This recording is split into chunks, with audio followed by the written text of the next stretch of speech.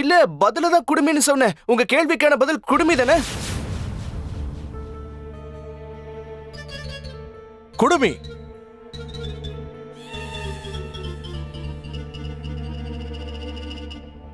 சரியான விடை.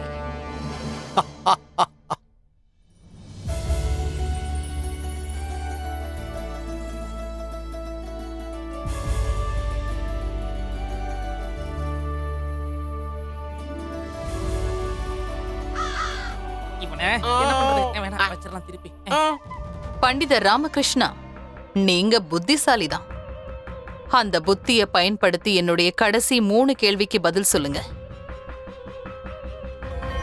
எதனால பார்க்கவும் முடியாது, பேசவும் முடியாது, கேட்கவும் முடியாது, இருந்தாலும் எப்பவும் உண்மையை மட்டும்தான் சொல்லும்?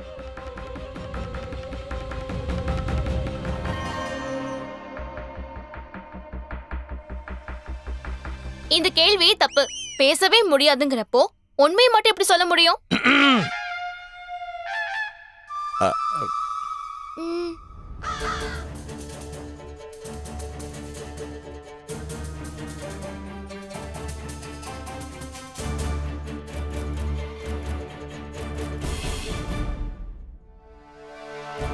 பண்டித ராமகிருஷ்ணா, நேரம் இவ்வளவுதான் மீதி இருக்கு. கேள்விக்கு பதில சீக்கிரமா சொல்லு.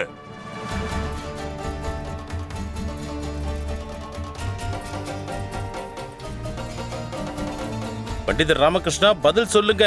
நேரம் முடிய போகுது.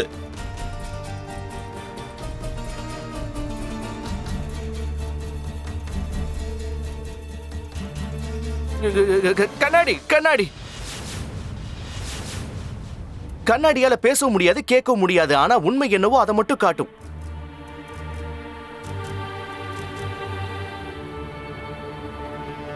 அற்புதம்! பண்டிதனே ராமகிருஷ்ணா, பிரமாதம்! நீ உண்மையிலேயே அறிவு ஜீவிதான்.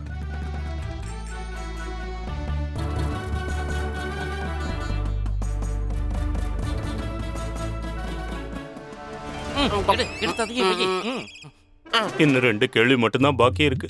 மோகினி தொலைஞ்சா நான் ஆசைப்பட்டது நடக்காது. பண்டித ராமகிருஷ்ணா, நீ நாசமாத்தான் போக போற.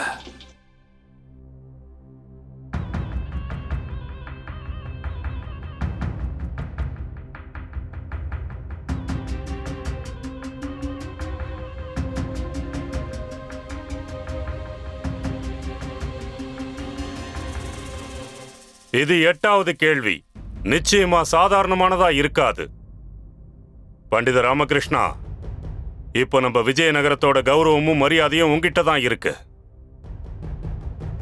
உண்மைதான் குருதேவா, உண்மைதான். ஆனா எனக்கு பண்டிதன் ராமகிருஷ்ணன் மேல முழு நம்பிக்கை இருக்கு.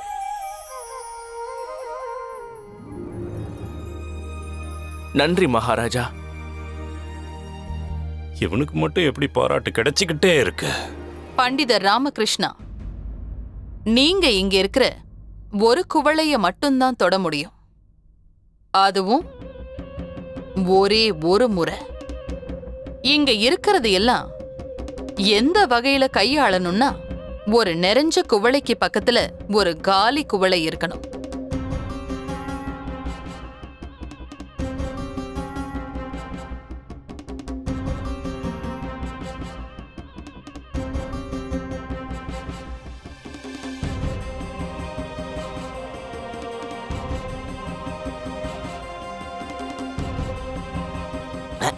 எனக்கு சந்தோஷத்துல வாயடைச்சு போற மாதிரி இருக்கு மணி.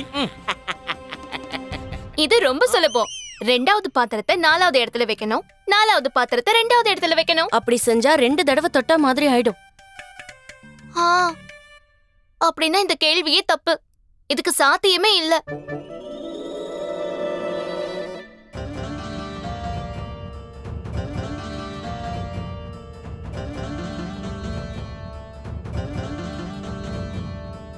அவசரப்படாதீங்க.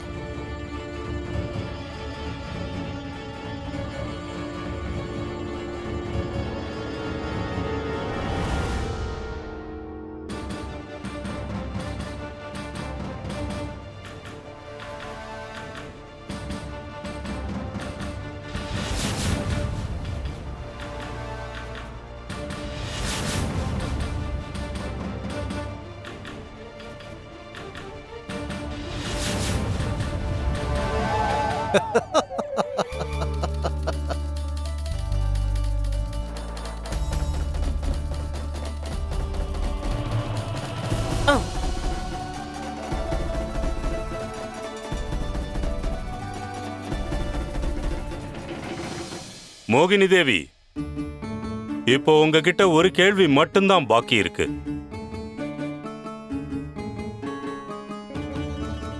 பண்டிதர் ராமகிருஷ்ணா, இதுதான் நான் உங்ககிட்ட கேட்க போற கடைசி கேள்வி.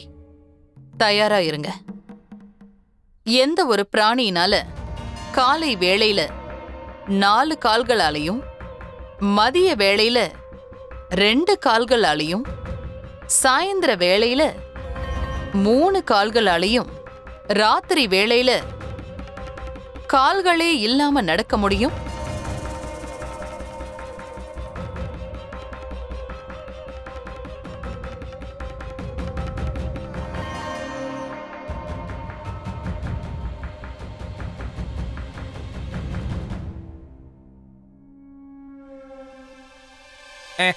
எரும மாடு.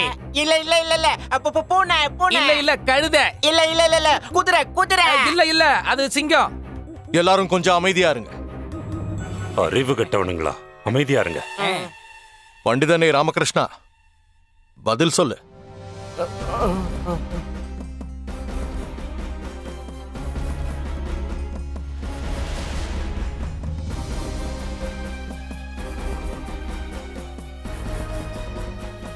பண்டித ராமகிருஷ்ணா, பதில சொல்லுங்க.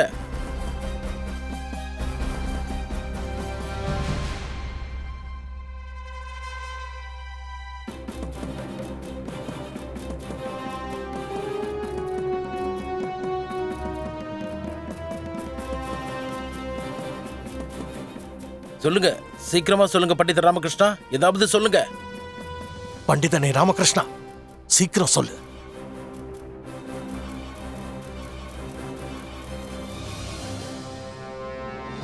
நேரம் முடிஞ்சிடுச்சு மகாராஜா. கொடுக்கப்பட்ட நேரம் முடிஞ்சிடுச்சு.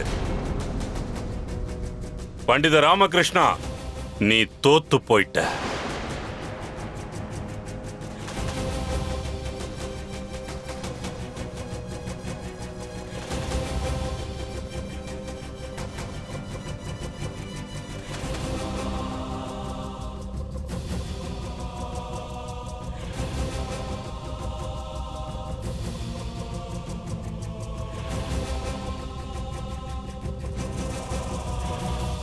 பண்டிதர் ராமகிருஷ்ணா, மனித வாழ்க்கை தான் அதுக்கான பதில். நாள் கணக்கு மனுஷனுடைய வாழ்க்கையை குறிப்பிடுது. காலை நேரம், அதற்கு அர்த்தம் குழந்தை பருவம். அந்த பருவத்துல மனுஷன் 4 கால்களால நடப்பான், அதாவது தவழ்ந்துகிட்டு. மதிய வேளை, அதற்கு அர்த்தம் இளமை பருவம். அந்த பருவத்துல மனுஷன் 2 கால்களால நடப்பான்.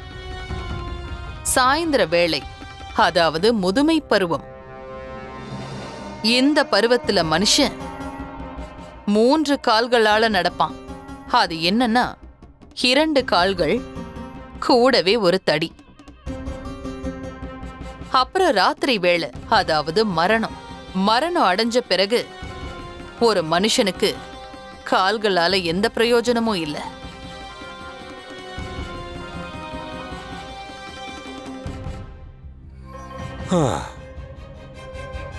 ரொம்ப மன வருத்தத்தோட தெரிவிக்க வேண்டியதா இருக்கு, நம்ம பண்டித ராமகிருஷ்ணன் இந்த போட்டியில தோத்து போயிட்டான். கடவுளே, இவர் எப்படி தோத்து போனாருன்னு தெரியலையே. இப்போ வெற்றி பெற்றது இந்த மோகினி தேவி. இந்த போட்டியோட விதிமுறைப்படி பண்டித ராமகிருஷ்ண மோகினி தேவிக்கு கொஞ்ச நாள் அடிமையா இருக்க வேண்டியதுதான்.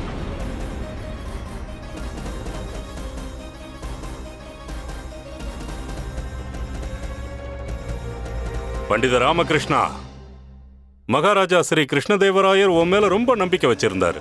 ஆனா நீ அவரோட நம்பிக்கைய சுத்தமா கெடுத்துட்ட. நீ உன் கடமையை சரிவர நிறைவேற்றல.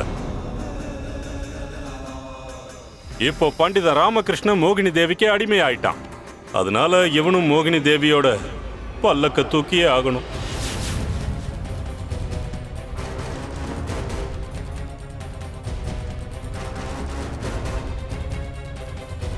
மகாராஜா, 21 நாட்கள் முடிஞ்சதுக்கு அப்புறமும் கூட ராமகிருஷ்ணன் இந்த நாட்டுக்குள்ள வர அருகதையை இழந்துட்டான். அது மட்டும் இல்லாம எனக்கு என்ன தோணுதுன்னா, பண்டித ராமகிருஷ்ணனுக்கே இந்த நாட்டுக்குள்ளேயும் தர்பாருக்குள்ளேயும் வரத்துக்கு விருப்பம் இருக்காது. ஆமா மகாராஜா, நாமளும் அவனை கட்டாயப்படுத்த கூடாது. இப்ப இவனுக்கு இவனோட பதவியில இருக்கிறதுக்கு தகுதி இல்லை. பதவியை விட்டு விலகிறது தான் இவனுக்கும் மரியாதை. நாம இவனோட உணர்வுகளுக்கு மதிப்பு கொடுத்தே ஆகணும் மகாராஜா. ஊருக்கு ஒதுக்குப்புறமா ஒரு குடிசையை போட்டு கொடுத்து இவன் தங்கறதுக்கு நாம ஏற்பாடு பண்ணி ஆகணும்.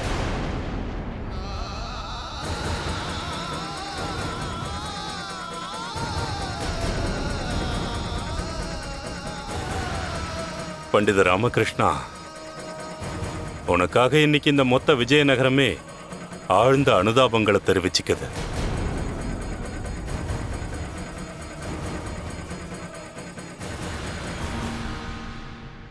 நான் இந்த பிரபஞ்சத்துல இருக்கிற எல்லா பண்டிதர்களையும் தோக்கடிச்சிருக்கேன். இருந்தாலும் இந்த அளவுக்கு நான் சந்தோஷப்பட்டதில்ல.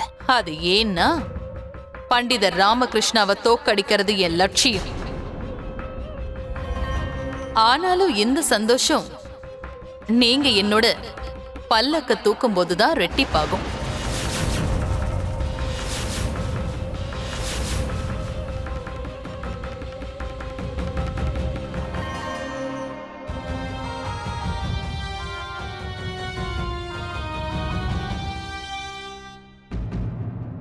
நீங்க கவலைப்படாதீங்க. உங்களுக்கு தகுந்த மரியாதையை நான் கொடுத்தே தீருவேன். உங்களை நல்லபடியா கவனிச்சுக்குவேன். அதோட என்னோட பல்லக்க நீங்க முதல் ஆளா தூக்குற வாய்ப்பை உங்களுக்கு நிச்சயமா நான் கொடுப்பேன். அப்பதான் என்னுடைய கால்களை உங்க முகத்துக்கு நேரா வைக்க முடியும். அந்த சமயத்துல தான் எனக்கு முழு சந்தோஷமே கிடைக்கும்.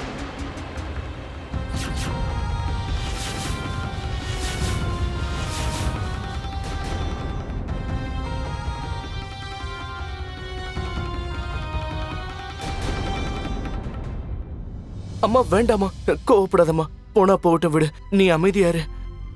அப்படின்னா நீங்க தான் இந்த புத்திசாலி வித்வான் பண்டிதர் ராமகிருஷ்ணாவோட தாயாரா?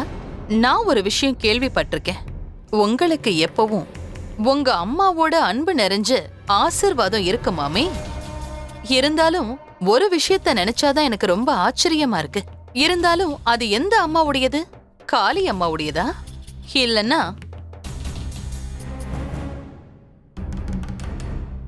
இந்த ஊமை அம்மாவுடையதா?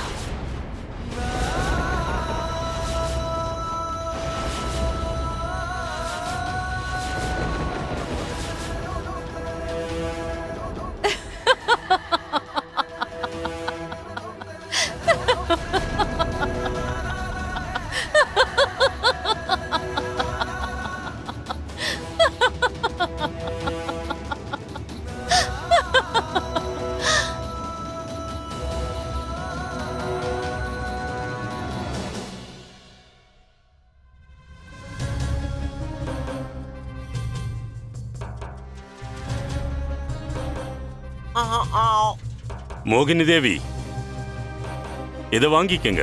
உங்க திறமைக்கு தகுந்த பரிசு. இனிமே இதுக்கு நீங்க தான் உரிமையாளர்.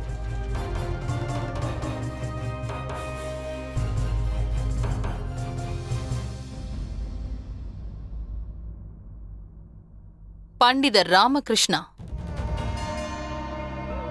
உங்களுக்கு திரும்பவும் நினைவுபடுத்துறேன். இன்னையிலிருந்து நீங்க என்னோட அடிமை. நான் தான் இனி உங்களுடைய எஜமானி. இன்னும் நின்னுகிட்டே இருக்கீங்க? உங்களுக்கு கண்ணு தெரியாதா? இந்த பரிசை நானே சுமந்துகிட்டு நின்னுட்டு இருக்கேன். ஒழுங்கா வந்து இந்த பரிசை வாங்கிட்டு போய் என்னுடைய பல்லக்குல வச்சுட்டு வா.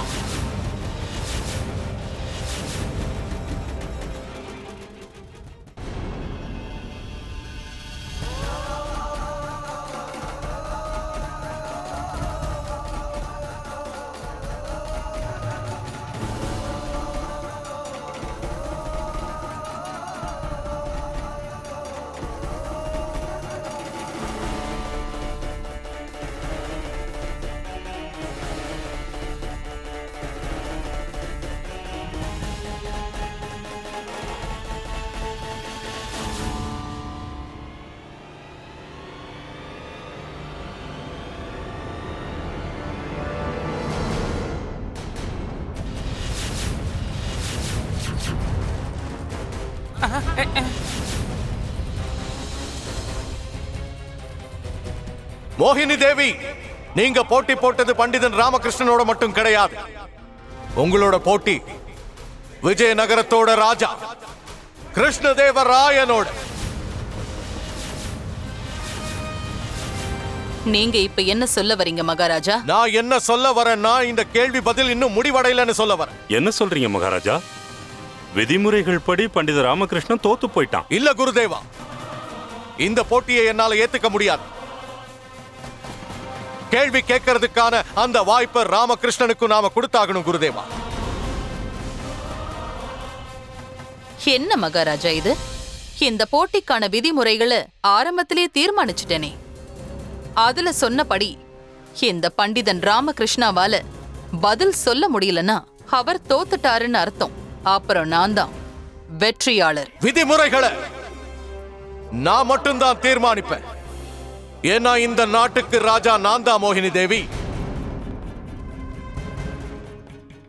மகாராஜா, உங்க புகழ பத்தி நான் கேள்விப்பட்டிருக்கேன். நீங்க ஒரு மகா சக்கரவர்த்தி, சுயநலம் இல்லாதவர். ஆனா இன்னைக்கு உங்க போட்டியாளர் ஒரு பெண்ணிடத்துல தோல்வி அடைஞ்ச உடனே நீங்க வேறுபாடு பார்க்க ஆரம்பிச்சிட்டீங்க.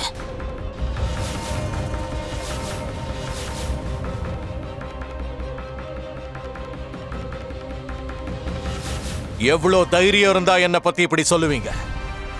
மோகினி தேவி, நீங்க ஒரு பெண்ணுங்கிறதால உங்களுக்கு மரியாதை கொடுத்து பேசிட்டு இருக்க. நீங்க என்னுடைய சுயமரியாதைக்கு பாதிப்பு உண்டாக்க முயற்சி பண்ணாதீங்க.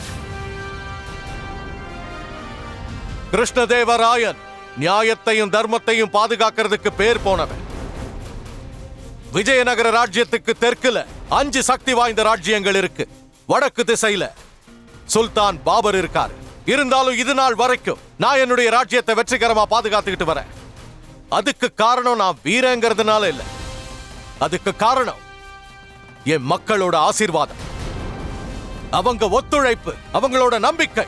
சபை உறுப்பினர்களும் மந்திரியார்களும் என் மக்களும் என் மேல நம்பிக்கை வச்சிருக்காங்க. அப்படிப்பட்ட என்னை எதிர்த்து பேசினது இதுவே கடைசி தடவையா இருக்கட்டும். எந்த ஒரு போட்டியிலுமே 2 போட்டியாளர்களுக்கும் சமமான வாய்ப்புகள் வழங்கப்படும். இந்த போட்டியிலையும் 2 போட்டியாளர்களுக்கும் சமமான வாய்ப்பு கிடைச்சாகணும். இது என்னுடைய முடிவு. பண்டிதன் ராமகிருஷ்ணனுக்கும் கேள்வி கேட்கறதுக்கான அந்த வாய்ப்பு கிடைச்சாகணும். இந்த முடிவுல யாருக்கும் ஆட்சேபனை இல்லையே.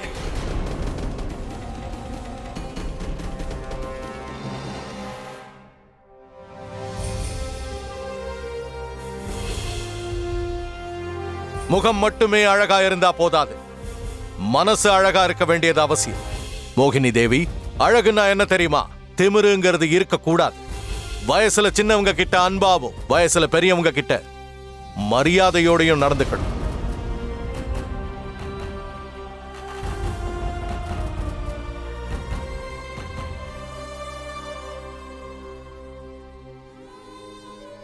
நீங்க வயசுல என்னை விட பெரியவங்க.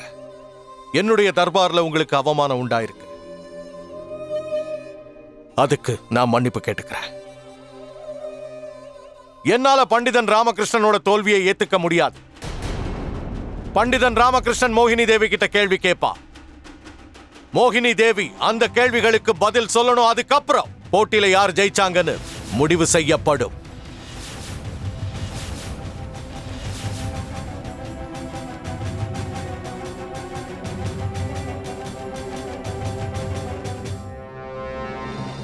என்னால பண்டிதன் ராமகிருஷ்ணனோட தோல்வியை ஏத்துக்க முடியாது. பண்டிதன் ராமகிருஷ்ணன் மோகினி தேவி கிட்ட கேள்விகள் கேட்பான். மோகினி தேவி அந்த கேள்விகளுக்கு பதில் சொல்லுவாங்க. அதுக்கப்புறம் தான் போட்டியில யார் ஜெயிச்சாங்கன்னு முடிவெடுக்கப்படும். இருந்தாலும் இப்ப நீங்க எடுத்திருக்கிற முடிவை விதிமுறையை நிர்ணயிக்கிற நேரத்துல ஏன் எடுக்கல? பரவாயில்ல, கவலைப்படாதீங்க. நீங்க எடுத்த முடிவை நான் மனப்பூர்வமா ஏத்துக்கிறேன். டே மணி, இந்த பொண்ணு பல்லக்கில ஏற போறது இல்ல, இவ தூக்கு மேடையில ஏற போற. ரொம்ப சரியா சொன்ன.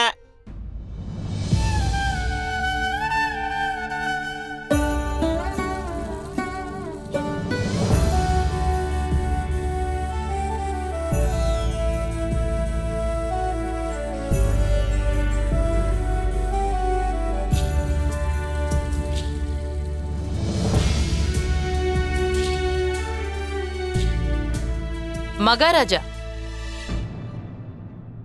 உங்க விருப்பம் போல இந்த போட்டிக்கான விதிமுறைகளை மாத்திட்டீங்க. பரிசுகளையும் பரிமாற்றம் பண்ண வேண்டாமா? ஒருவேளை பண்டிதன் ராமகிருஷ்ணா மறுபடியும் தோல்வி அடைஞ்சிட்டா அப்ப என்னோட பரிசு?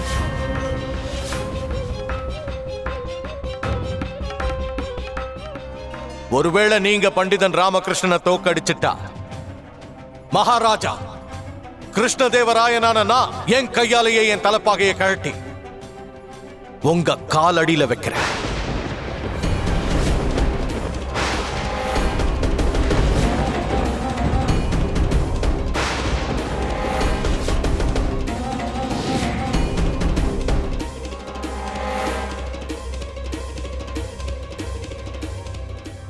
மந்திரியாரே, மகாராஜா, இதை என்னால கொஞ்சம் கூட இது என்னுடைய இறுதி முடிவு மந்திரியாரே. மகாராஜா, நீங்க இந்த போட்டிக்காக உங்க கௌரவத்தை... குருதேவா, எதுவும் சொல்லாதீங்க.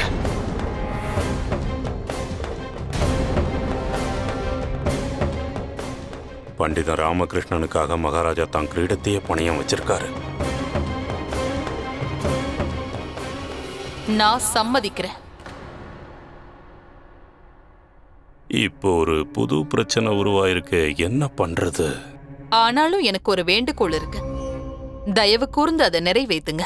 அது என்னன்னா, இந்த போட்டிய விஜயநகர மக்கள் முன்னாடி நடத்தணும். அப்படின்னா சரி, நாளைக்கு அதிகாலையில விஜயநகர மக்கள் எல்லாருடைய முன்னிலையிலையும் இந்த போட்டி நடக்கும். அப்ப பண்டிதன் ராமகிருஷ்ணன் மோகினி தேவிய கேள்வி கேட்பான். அந்த கேள்விகளுக்கு மோகினி தேவி பதில் சொல்லிட்டு உங்க புத்திசாலித்தனத்தை நிரூபியுங்க.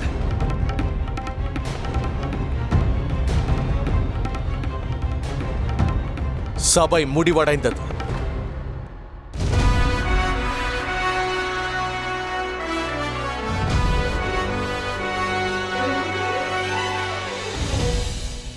நாளைய தினம் விஜயநகரத்தோட சரித்திரத்துல ஒரு முக்கியமான நாளா இருக்க போகுது.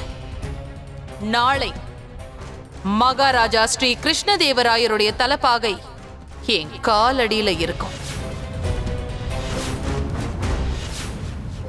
அதுக்கப்புறம் பண்டிதர் ராமகிருஷ்ணா, நீங்க எனக்கு அடிமையாக போறீங்க. அதுவும் ஆயுள் இருக்கும் வரை.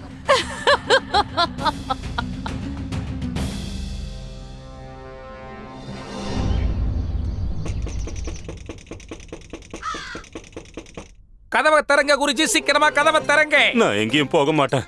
இல்ல, நான் எங்கேயும் போக மாட்டேன். குருஜி, நீங்க உள்ள என்ன செஞ்சுக்கிட்டு இருக்கீங்க? அட, இப்ப வாசப்படியில யாருப்பா வந்து நிக்கிறது? யார் வந்திருப்பாங்க? சரி, நான் போய் இப்ப கதவை திறக்கிறேன். வேண்டாம் வேண்டாம், கதவை திறக்காத. சொன்னா கேளு. வேண்டாம். உண்மை தெரிஞ்சு மகாராஜா வீரர்களை அனுப்பி இருப்பாரு. அவங்க என்ன இழுத்துட்டு போய் தூக்குல போட்டுருவாங்க. எனக்கு சாக விருப்பம் இல்ல. கதவை திறந்துடாதீங்க. வேண்டாம் வேண்டாம், சொன்னா கேளுங்க. ஏய் கனிமணி, கனிமணி, கனிமணி, கனிமணி. குருஜி, இப்பதான் தெரியுது நீங்க எதுக்காக பயந்து இப்படி நடுநடுங்கி போய் கதவை போட்டுக்கிட்டு உள்ள இருக்கீங்க. குருஜி பயப்படுறதுக்கான காரணம் என்ன தெரியுமா? மகாராஜாவுக்கு எல்லா விஷயமும் தெரிஞ்சிருச்சுன்னு நினைச்சுக்கிட்டு இருக்காரு. ஏன்னா மோகினி தேவியோட சதியில இவருக்கு பங்கு இருக்கு. இவரோட இறுதி சடங்குக்கு மகாராஜா அங்க ஏற்பாடு பண்ணிக்கிட்டு இருப்பாருன்னு நினைக்கிறேன். கோவிந்தா கோவிந்தா. வாய் மூடுங்க.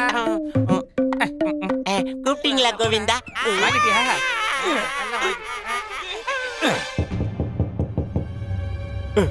வேண்டாம், கதவை திறக்காதீங்க.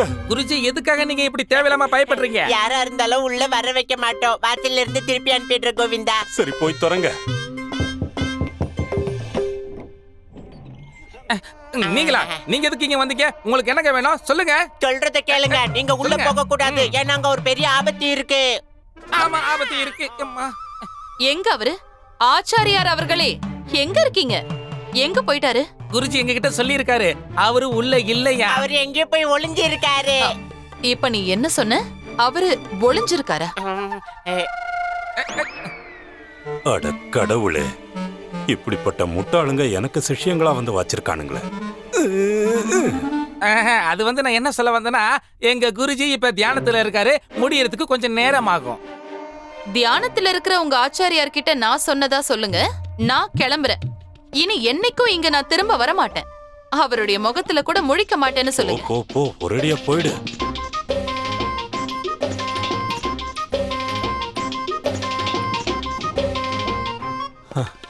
எப்படியோ ஒரு வழியா தப்பிச்சிட்டேன். நான் ஒரு விஷயம் கேள்விப்பட்டிருக்கேன். உங்க அம்மாவோட அன்பு நிறைஞ்ச ஆசீர்வாதம் இருக்குமாமே. இருந்தாலும் அது எந்த அம்மாவுடையது? காளி அம்மாவுடையதா இல்லனா இந்த ஊமை அம்மாவுடையதா? ஒருவேளை நீங்க பண்டிதன் ராமகிருஷ்ணனை தோக்கடிச்சிட்டா, நான் மகாராஜா கிருஷ்ணதேவராயர் என்னோட கையாலேயே என் தலப்பாகையை கழட்டி உங்க காலடியில வைக்கிறேன். எடுத்துக்கங்க. அந்த கடவுள் கிட்ட என்னையே எடுத்துக்க சொல்லி வேண்டிக்கிட்டு இருக்கேன். என்னாச்சு? என்னாலதான் இவருக்கு இவ்வளவு அவமானமோ. இவரு தோத்து போனா அதுக்கு நான் தான் காரணமா இருப்பான்னு இவர் சொல்லிட்டே இருப்பாரு.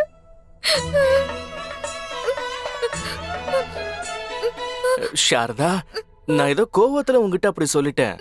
என்ன ஆறுதல் படுத்ததான் நீங்க இப்படி எல்லாம் பேசுறீங்க. என்னாலதான் எல்லாமே எனக்கு நல்லாவே தெரியும். இது என்னோட தப்பு தான். நீங்க பயிற்சி பண்ணும்போது நான் உங்களை தொந்தரவு பண்ணிருக்க கூடாது. அம்மா, மறுபடியும் செய்கையை காட்டுங்க. என் கண்ணுல கண்ணீர் வந்ததால என்னால எதையும் பார்க்க முடியல. அம்மா ஒரு தடவை சைகை காட்டினாலே பார்க்க முடியாது, இன்னொரு தடவை வேலையா? சரி, போதும் போதும், அமைதியா இருக்கியா? நான் உங்க எல்லாரையும் மன்னிச்சிட்டேன், போதுமா? மன்னிச்சிட்டீங்கன்னா அப்ப நான் பண்ணது தப்புன்னு தானே அர்த்தம். நான் என்ன பண்ணாலும் நீங்க மன்னிச்சிருவீங்க. நீங்க ரொம்ப நல்லவரு, நான் தான் கெட்டவன். என்னாலதான் அம்மா கூட இந்த மோகினி கிட்ட நிறைய திட்டு வாங்கினாங்க. இவங்க எனக்கு உண்மையான அம்மா மாதிரி. இவ உன்ன நினைச்சுதான் இவ்ளோ கவலைப்படுறா. அதனாலதான் இப்படி புலம்பி அழறா. நீ இவளை பத்தி கவலைப்படாத, நான் இவளை சமாளிச்சுக்கிறேன். நீ நிதானமா கோயிலுக்கு போய் பிரார்த்தனை பண்ணு. அப்பதான் உனக்கு சாந்தி கிடைக்கும். சாந்தியா? யார் இந்த சாந்தி? ஓ, சூழ்நிலை சாந்தி அடையும்னு சொல்றீங்களா? சரி சரி. அப்பதான் உன்னால நல்லா பயிற்சி எடுக்க முடியும். அந்த அம்மனோட அருளும் உனக்கு எப்பவுமே இருக்கும்.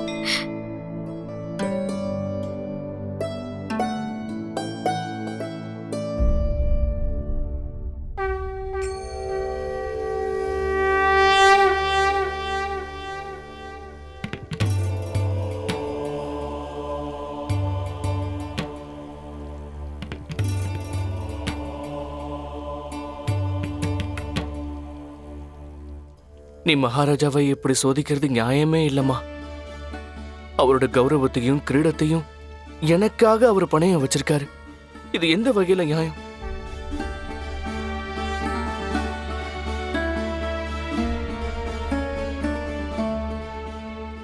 தனிமையில எனக்கு ஒரு யோசனையும் வரமாட்டேங்குது அம்மா.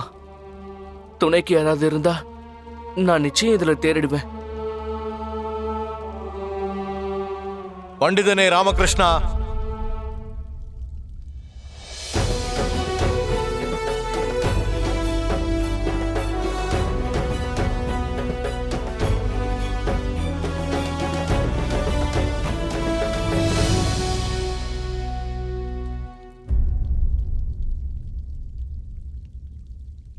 மகாராஜா, நீங்க இங்க, அதுவும் இந்த நேரத்துல? ஜெய் மா காளி. எனக்கு தெரியும் பண்டிதனே ராமகிருஷ்ணா, இன்னைக்கு ராஜ தர்பார்ல நடந்த விஷயங்களுக்கு அப்புறம் உன்னுடைய கவனத்தை ஒருநிலைப்படுத்துறதுங்கிறது கொஞ்சம் கஷ்டம்தான். அதனாலதான் உனக்கு உதவி செய்யலான்னு இங்க வந்த. அதுல உனக்கு ஆட்சேபனை இல்லைன்னா தயவு செஞ்சு என்ன மன்னிச்சிடுங்க மகாபிரபு. இன்னைக்கு நான் ராஜசபையில தோத்து போனதுனாலதான் உங்களுக்கு இப்படி ஒரு நிலைமை வந்திருக்கு. பண்டிதனே ராமகிருஷ்ணா, நீ எவ்வளவு நேர்மையானவன், நல்லவன் எனக்கு நல்லா தெரியும். நான் எப்பவும் ஒரு கணம் கூட உன்னுடைய திறமை மேல சந்தேகப்பட்டதே இல்லை. நீ நம்ம ராஜ்யத்தோட கௌரவம். நீ போட்டியில தோக்கல. அங்க நடந்த அந்த போட்டி நியாயமானது இல்ல. மகாராஜா, ஒருவேளை நான் நாளைக்கு தோத்து போயிட்டேன்னா அப்புறம் பெரிய விபரீதமாயிடுமே. அதுக்கு வாய்ப்பே இல்ல ராமகிருஷ்ணா, வாய்ப்பே இல்ல. எப்படி ஒரு கைத்தேர்ந்த ஆசாரிக்கு ரத்தினங்களோட மதிப்பு தெரியுமோ அதே மாதிரி ஒரு ராஜா தன்னுடைய மக்கள் மத்தியிலிருந்து தனக்கு தேவையான ரத்தினத்தை தேடி கண்டுபிடிப்பான். அதோட மதிப்பு அவனுக்கு தெரியும். எனக்கு உன் மேல முழு நம்பிக்கை இருக்கு ராமகிருஷ்ணா. இருந்தாலும் மகாராஜா, அந்த மோகினி ரொம்ப சாதுரியமானவளா இருக்கா. கவலைப்படாத, ஞாபகம் இருக்கட்டும், மின்னுவது எல்லாமே தங்கமா இருக்காது. மோகினியும் அப்படித்தான். இதத்தான் நாளைக்கு தர்பார்ல நீ நிரூபிச்சு காட்டணும்.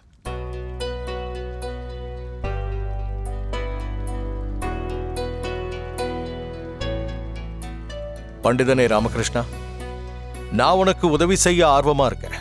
ஆனா நான் இங்க உன் கூட இருக்கிறது உன்னுடைய கவனத்தை சிதறடிக்குதுன்னா நான் இங்க இருந்து போகவும் தயாரா இருக்கேன். இல்ல மகாராஜா, அப்படிலாம் எதுவுமே இல்ல. நீங்க என் கூட இருந்தீங்கன்னா என் தன்னம்பிக்கை இன்னும் அதிகமாகும். நீங்க முதல்ல உட்காருங்க. நான் உங்களை எங்க உட்கார வைக்கிறது?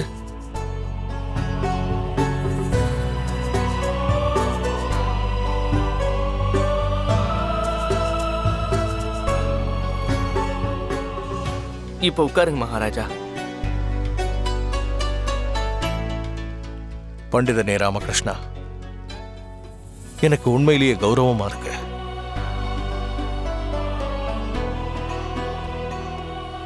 நீயும் உட்காரு. இனிமே பாருங்க மகாராஜா, உங்களுடைய ஒத்துழைப்போடையும் அம்மனுடைய அருளாலையும் நாளைக்கு நான் நிச்சயமா ஜெயிக்க போறேன். எனக்கு தெரியும் நீ ஜெயிப்ப. பாடத்தை ஆரம்பிக்கலாமா? சரிங்க அரசே.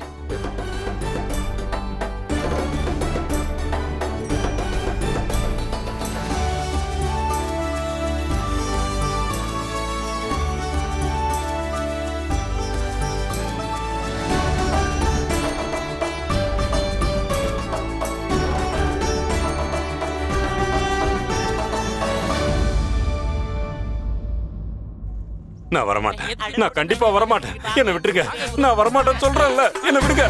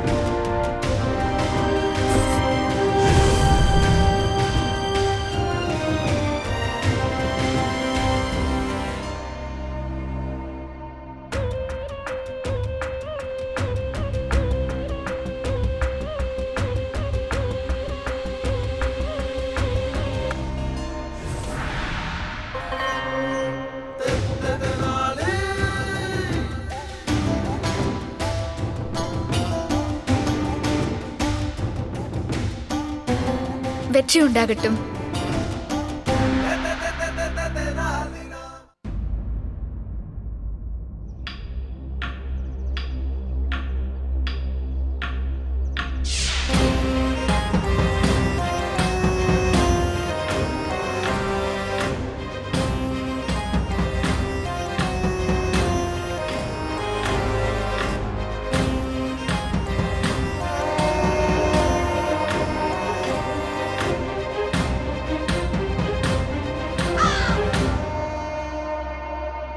எல்லாரும் வந்துட்டாங்க. பண்டிதர் ராமகிருஷ்ணன் இன்னும் வரலையே.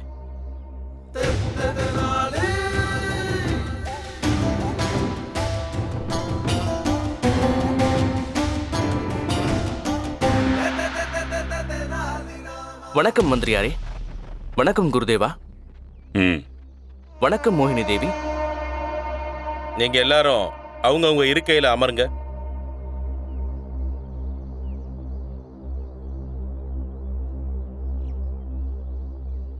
மகாராஜா கிருஷ்ண தேவராய வாழ்க! மகாராஜா கிருஷ்ண தேவராய வாழ்க! மகாராஜா கிருஷ்ண தேவராய வாழ்க! மகாராஜா கிருஷ்ண தேவராய வாழ்க! மகாராஜா கிருஷ்ண தேவராய வாழ்க! மகாராஜா கிருஷ்ண தேவராய வாழ்க! மகாராஜா கிருஷ்ண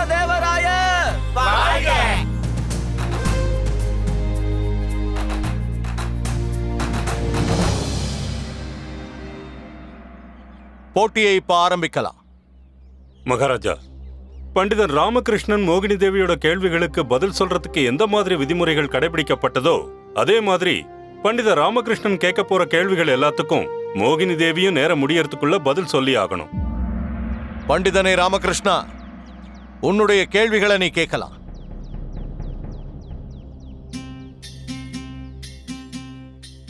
மோகினி தேவி, என்னோட முதல் கேள்வி என்னன்னா, நான் எவ்வளவு உயர்வா வளர்றேனோ நீங்க அதே அளவுக்கு என்ன தாழ்வா பாப்பீங்க. அது என்ன?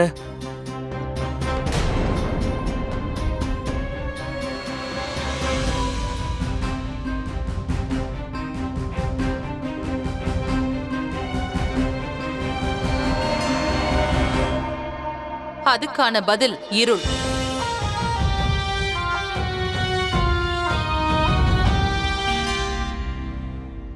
சரியான பதில் தான்.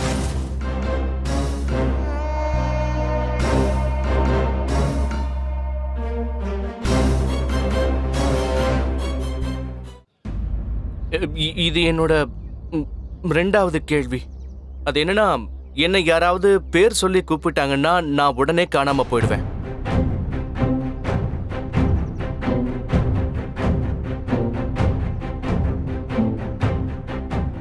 தயவு செஞ்சு கேள்வியை மறுபடியும் கேளுங்க.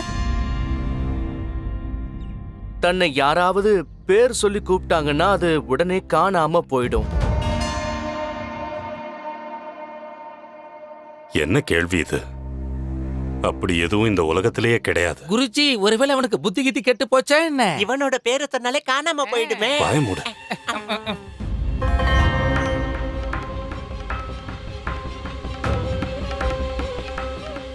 இதுக்கான பதில் எனக்கு தெரியல.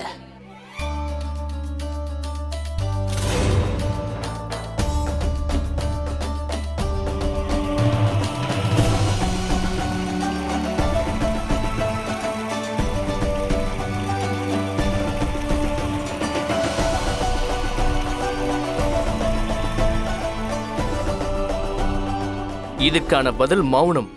அப்படின்னா அமைதியா இருக்கிறது. இந்த பண்டிதன் ராமகிருஷ்ணன் வேற ஜெயிச்சு தொலைச்சிட்டானே. என்னது மௌனமா? இதெல்லாமா ஒரு கேள்வியா இருக்கும்? நீ ஒரு தடவை அமைதின்னு சொல்லி பாரு, உன்னோட அமைதி கலைஞ்சிடும். எனக்கு முன்னாடியே தெரியும். நான் சும்மா அவங்கள சோதிச்சு பார்த்தேன். பண்டிதனே ராமகிருஷ்ணா, அற்புதம். என்ன மோகினி தேவி, கேள்விக்கு உங்களால பதில் சொல்ல முடியல அப்படின்னா நீங்க தோத்துட்டீங்க. இந்த தோல்வியை நீங்க ஏத்துக்கிறீங்களா? மகாராஜா, என்ன மன்னிக்கணும். ஆனா மோகினி தேவிக்கு இன்னும் ஒரே ஒரு வாய்ப்பு கொடுக்கணும்னு தோணுது. ஏன்னா இவங்க கேட்ட கடைசி கேள்விக்கு நானும் பதில் சொல்ல முடியல.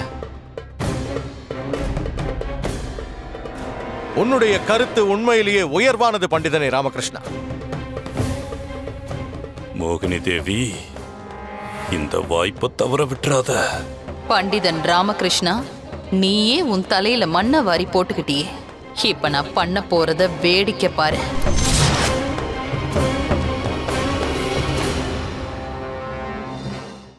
இப்போ மோகினி தேவி, இன்னும் 7 கேள்விகள் உங்ககிட்ட கேட்கப்படும். அந்த கேள்விகள்ல ஒரு கேள்விக்காவது நீங்க பதில் சொல்ல தவறுனா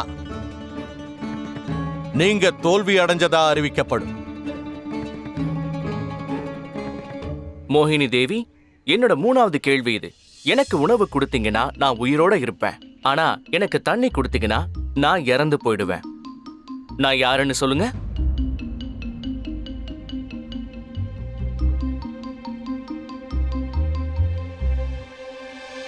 இந்த கேள்விக்கும் எனக்கு பதில் தெரியாது.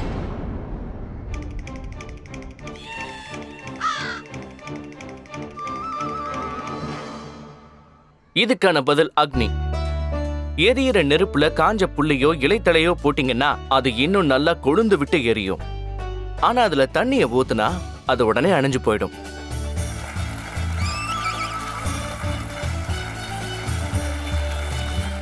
மகாராஜா, மோகினி தேவியால நான் கேட்ட 2 கேள்விகளுக்கு பதில் சொல்ல முடியாததை நீங்களே பாத்தீங்க. அதனால இதுல ஜெயிச்சது நான் தான். என்ன குருதேவா, நான் சொன்னது சரிதானே? ம்? ஆ சரிதான் சரிதான். நீ ரொம்ப சரியா சொல்லிருக்க. பண்டித ராமகிருஷ்ணன் தான் ஜெயிச்சிருக்கான். அப்புறம் ஆ, அதாவது நான் என்ன சொல்ல வந்தேன்னா மோகினி தேவி. குருதேவா, மோகினி தேவி நம்மளுடைய விருந்தாளி. கொஞ்சமாவது கருணை காட்டுங்க. நீ இப்ப என்ன சொல்ல வர பண்டித ராமகிருஷ்ணா? நாம நம்ம விருந்தாளிக்கு இன்னும் ஒரு வாய்ப்பு கொடுத்தாகணும்.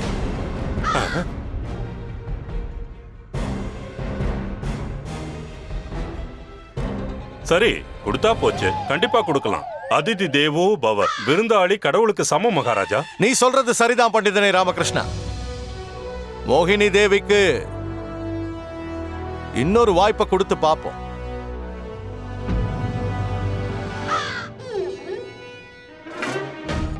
என்ன கொடுமை இதெல்லாம்.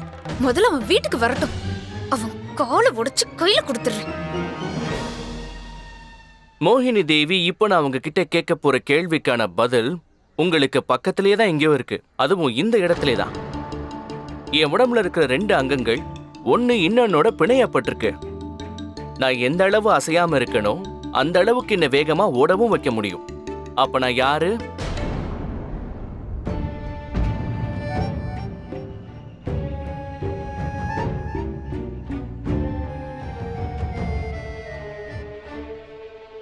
இதுக்கும் எனக்கு பதில் தெரியல. நீங்க ரொம்ப விசித்திரமான கேள்விகளா கேக்குறீங்க.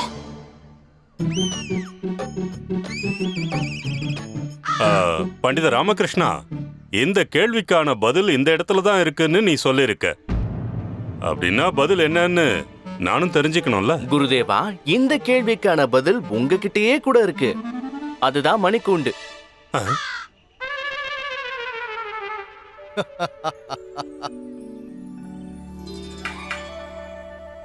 அட கடவுளே, பதில என் பக்கத்திலே வச்சுக்கிட்டு நான் எதையோ யோசிச்சுக்கிட்டு இருந்தேன்.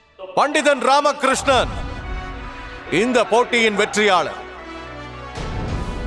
ஏன்னா பண்டிதன் ராமகிருஷ்ணன் 9 கேள்விகளுக்கு 8 சரியான பதில்களை கொடுத்திருக்கான்.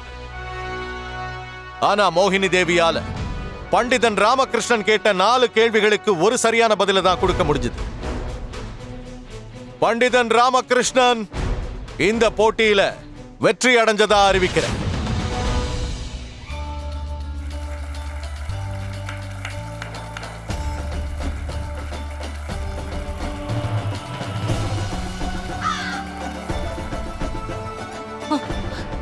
இல்ல, இது கொஞ்சம் கூட நியாயமே இல்ல.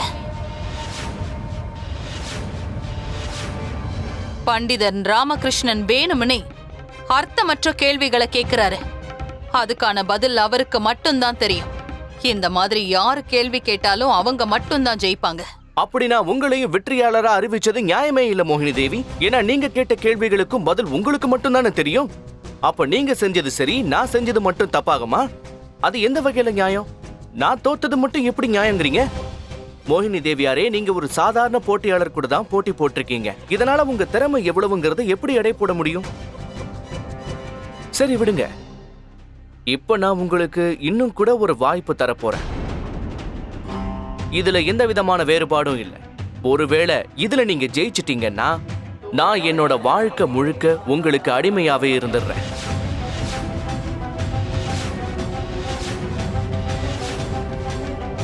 நீங்க உங்க திறமை எங்க எல்லாருக்கும் நிரூபிக்கணும்னு நினைக்கிறீங்கல்ல? அப்படின்னா இது நியாயமான ஒரு போட்டியா இருக்கணும். இங்க இருக்கிற ஒவ்வொருத்தரும் ஒவ்வொரு கேள்வியா கேட்பாங்க. நம்மள யார் அந்த கேள்விகளுக்கு முதல்ல பதில் சொல்றோமோ அவங்க தான் இந்த போட்டியில வெற்றியாளரா அறிவிக்கப்படுவாங்க. யாருக்கு எவ்வளவு திறமை இருக்குன்னு இப்படி நாம தெரிஞ்சுக்க முடியுமே. ஏன்னா இங்க இருக்கிற எல்லாருமே நம்ம 2 பேருக்கும் சாதகமா எல்லா கேள்விகளையும் கேட்க போறது கிடையாது. இதுதான் நம்ம புத்திசாலித்தனத்தை நிரூபிக்க நியாயமான நேர்மையான வழிமுறை. மகாராஜா, நீங்க அனுமதி தரீங்களா? கண்டிப்பா. மந்திரியாரே. உத்தரவு மகாராஜா.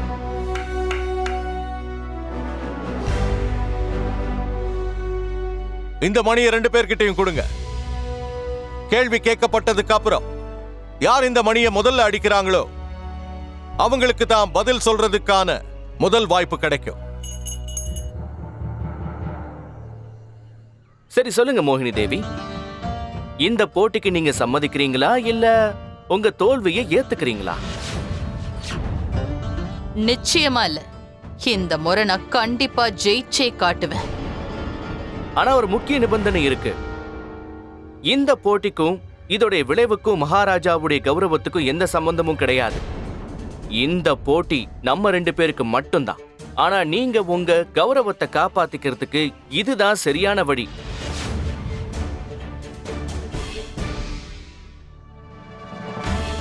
எனக்கு இதுல சம்மதம். இப்ப இந்த போட்டி உங்களுக்கும் எனக்கும் மட்டும்தான். மந்திரியாரே, முதல் கேள்விய நீங்களே இவங்க கிட்ட கேளுங்க. அனைவரும் எனக்காக காத்துக்கிட்டு இருப்பாங்க, ஆனா எதிர்கொள்றதுக்கு பயப்படுவாங்க. அப்ப நான் யாரு? இதுக்கு பதில் உண்மை. நீங்க சொன்னது சரியான பதில். குருதேவா, அடுத்த கேள்விய நீங்க கேளுங்க. சரி, ஒரு மனுஷன் தனக்கு விருப்பம் இல்லாமலேயே தானா போய் மாட்டிக்க கூடிய வலையோட பேர் என்ன?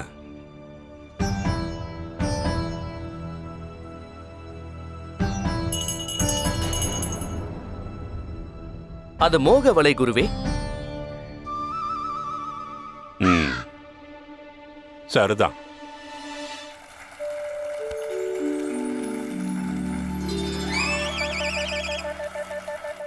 அம்மா, அடுத்த கேள்விய நீங்க கேளுங்க.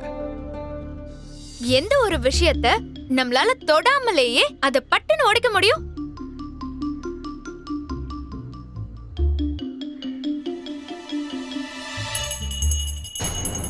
வாக்குறுதி. சபாஷ் சபாஷ் பண்டிதர் ராமகிருஷ்ணா. பண்டிதர் ராமகிருஷ்ணா 2 கேள்விக்கு பதில் சொல்லியிருக்கான். ஆனா மோகினி தேவி ஒரு கேள்விக்கு தான் பதில் சொல்லியிருக்காங்க. சாரதா தேவி, நீங்களும் கேள்வி கேட்கலாமே. ஒரு விஷயம் பகல் முழுக்க உங்க கூடவே இருக்கும், ஆனா உங்களை விட்டு விலகவே விலகாது.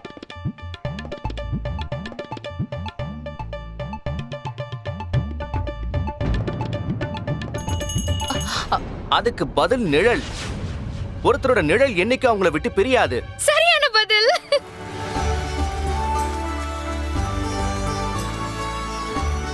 இப்ப என்னுடைய மகாராணிகளுக்கும் கேள்வி கேட்கிற வாய்ப்பை கொடுத்தே ஆகணும்.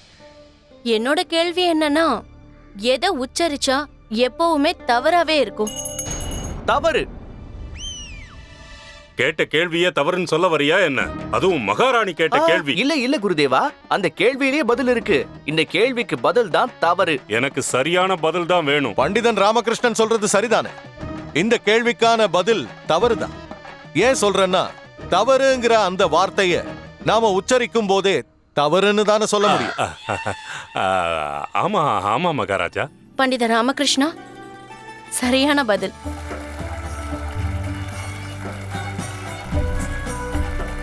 ராமகிருஷ்ணன் 4 கேள்விக்கு பதில் சொல்லிருக்கான். மோகினி தேவி ஒரு கேள்விக்கு தான் பதில் சொல்லிருக்காங்க. மகாராஜா, நீங்களும் கேள்வி கேட்கலாமே.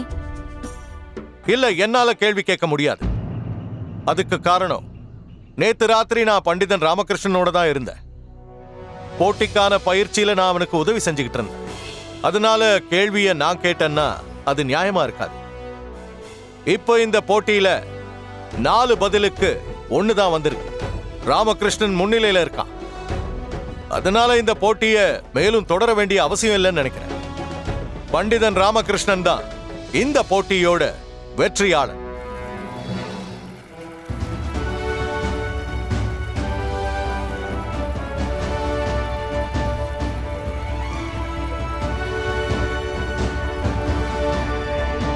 நான் இந்த போட்டியோட முடிவை ஏத்துக்க மாட்டேன். இது கொஞ்சம் கூட நியாயமே இல்ல. இங்க இருக்கிற எல்லாருக்குமே பண்டிதர் ராமகிருஷ்ணாவை நல்லாவே தெரியும். அவர் கூடவே இருக்கிறவங்க யாராவது ஒரு நபர் இவருக்கு அறிமுகம் இல்லாம இருந்தா அவர் கேள்வி கேட்கட்டும். ஒருவேளை அதுக்கும் என்னால பதில் சொல்ல முடியலன்னா அப்போ என்னோட தோல்வியை நான் மனப்பூர்வமா ஏத்துக்கிறேன்.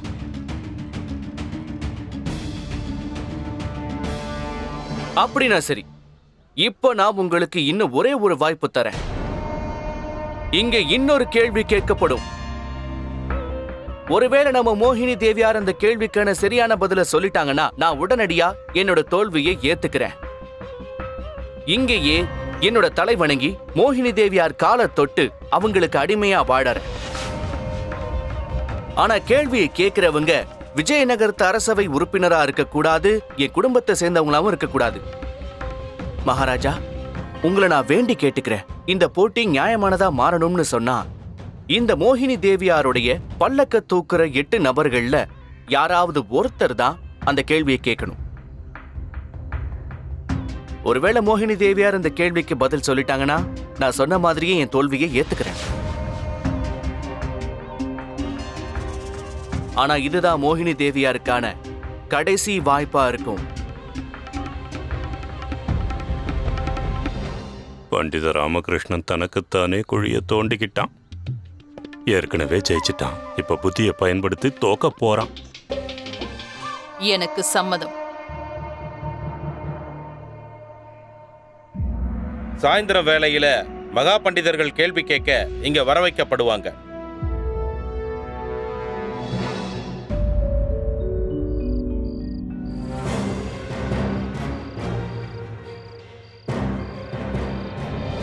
எந்த 3 முக்கிய விஷயம் மனுஷங்கிட்ட இருக்கோ அது அந்த ஜீவராசி கிட்ட இருக்காது. இதுக்கு உங்களால பதில் சொல்ல முடியுமா?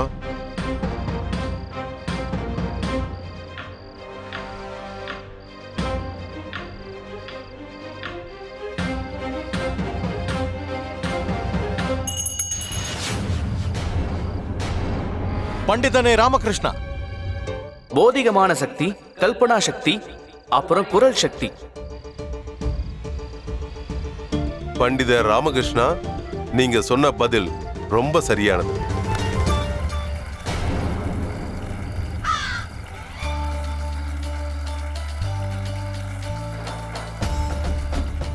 அற்புதம் பண்டிதனே ராமகிருஷ்ணா, அற்புதம்.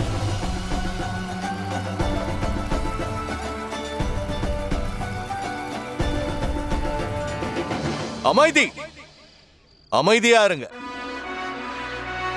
மோகினி தேவி, நீங்க தோல்வி அடைஞ்சிட்டீங்க. நீங்க பண்டிதன் ராமகிருஷ்ணனை உங்களுடைய அடிமையாக்க நினைச்சீங்க. அதுக்கு பதிலா இப்போ பண்டிதன் ராமகிருஷ்ணன் உங்களுக்கு தக்க தண்டனையை தருவான்.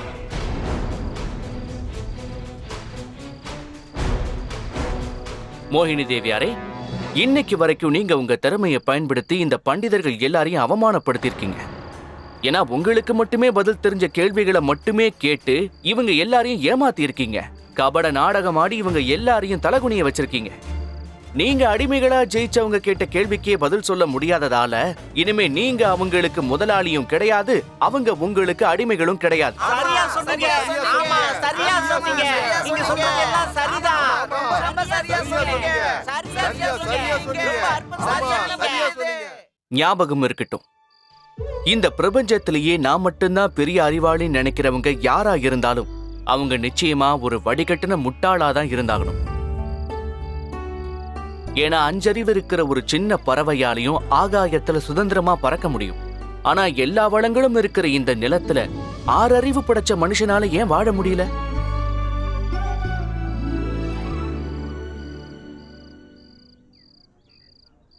நீங்க தானே சொன்னீங்க காதல்ல நவரசம் இருக்குன்னு. அந்த பதில் தப்பானதுன்னு இன்னைக்கு நான் உங்க கண்ணு முன்னாடியே நிரூபிக்கிறேன் தேவியாரே. காதல்னா என்னன்னு நான் உங்களுக்கு சொல்றேன். மகாராஜா, காதல்ங்கிறது உண்மையிலேயே எப்படி விவரிக்க கூடிய ஒண்ணுன்னா, எந்த ஒரு எதிர்பார்ப்பும் எந்த ஒரு சுயநலமான எண்ணமும் இல்லாம சந்தோஷத்தை தர, ஆனந்தம் தரக்கூடிய, மனசுல நிம்மதியை தர உணர்வு. உண்மையான காதலுக்கு யார உதாரணம் காட்டுறோம்? தாய், தகப்பன், தம்பி, அண்ணன், தங்கச்சி, இதெல்லாம் உண்மை கிடையாது. ஏன்னா அவங்களுக்குள்ளேயும் சுயநலம்னு ஒண்ணு இருக்கும். அதாவது ஒரு தாய் தான் மகனுக்கு காட்டக்கூடிய பாசத்துல கூட நிச்சயமா சுயநலம் ஒளிஞ்சிருக்கும். வயசான காலத்துல தான் பெத்த புள்ள தனக்கு உதவியா இருப்பான்னு அந்த கடவுள் கிட்ட தினமும் வேண்டிக்கிட்டு தான் இருப்பாங்க. ஆனா உண்மையான காதலும் அன்பும் அவர்கிட்ட தான் இருக்கு. அது ஈஸ்வரனா இருக்கலாம், அம்மனா இருக்கலாம். நமக்கு பிரச்சனைனா அந்த கடவுளை தான் கூப்பிடுறோம். ஏதாவது ஒண்ணு வேணும்னா வேண்டிக்கிட்டு பூஜை பண்றோம். ஆனா தெய்வம் எந்த சுயநலமும் இல்லாம எந்த எதிர்பார்ப்பும் இல்லாம நம்ம பிரார்த்தனைகளை நிவர்த்தி பண்ணுவாரு. அதுதான் உண்மையான காதல் மகாராஜா. காளி மாதா எனக்கு அந்த அன்பை தான் கொடுத்திருக்காங்க. குருதேவா, இன்னைக்கு என்னால அரசவைக்கோ மகாராஜாவுக்கோ அவமானம் இல்லைல்ல?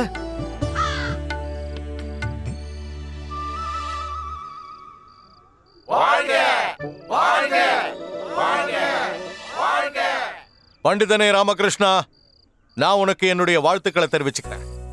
ஆனா அதுக்கு காரணம் நடந்த போட்டியில நீ ஜெயிச்சதுக்காக மட்டும் இல்ல.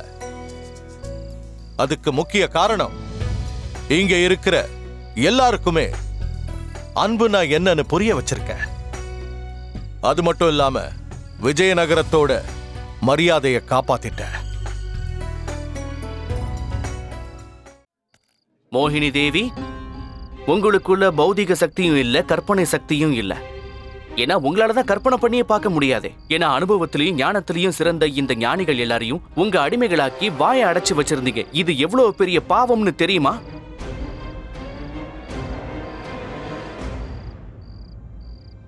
நீங்க உங்களோட அழகு மேல ரொம்ப அகங்காரத்தோட இருக்கீங்க. உங்களுக்கு நான் கொடுக்க போற தண்டனை, உங்க பெண்மைக்கு ரொம்பவும் முக்கியமான ஒரு விஷயத்தை நான் உங்ககிட்ட இருந்து பறிக்க போறேன்.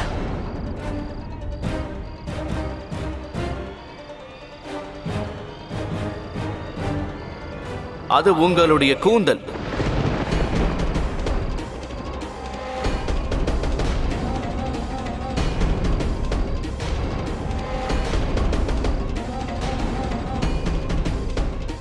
என்ன மன்னிச்சிடுங்க. இப்படி ஒரு தண்டனைய எனக்கு கொடுத்து என்ன அவமானப்படுத்தாதீங்க.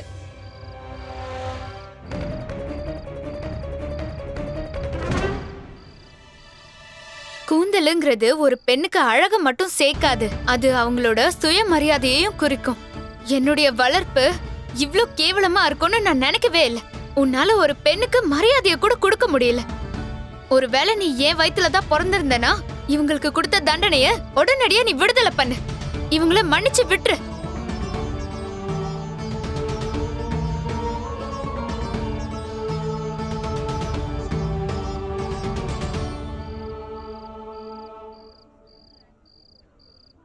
பாத்தீங்களா மோகினி தேவியாரே, இவங்க என்னோட தாய். ஆனா இவங்களும் ஒரு பெண்மணி. இவங்கள தான் நீங்க அவமானப்படுத்துனீங்க. ஆனா என்னைக்கு இவங்களே உங்க மானத்தை காப்பாத்த அவங்க சொந்த பையனை எதிர்த்து நிக்கிறாங்க. என்ன மன்னிச்சிடுங்கம்மா. நான் பெரிய தப்பு பண்ணிட்டேன்.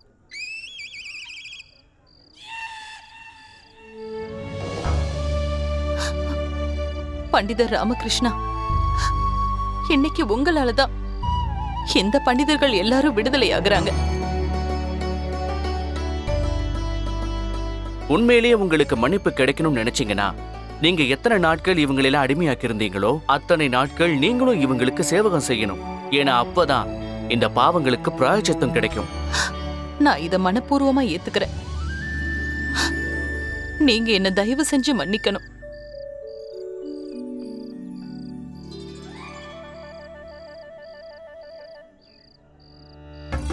மகாராஜா, நான் அகங்காரத்தோட நடந்துகிட்டதுனால உங்ககிட்ட மன்னிப்பு கேட்டுக்கிறேன். என்ன மன்னிச்சிடுங்க.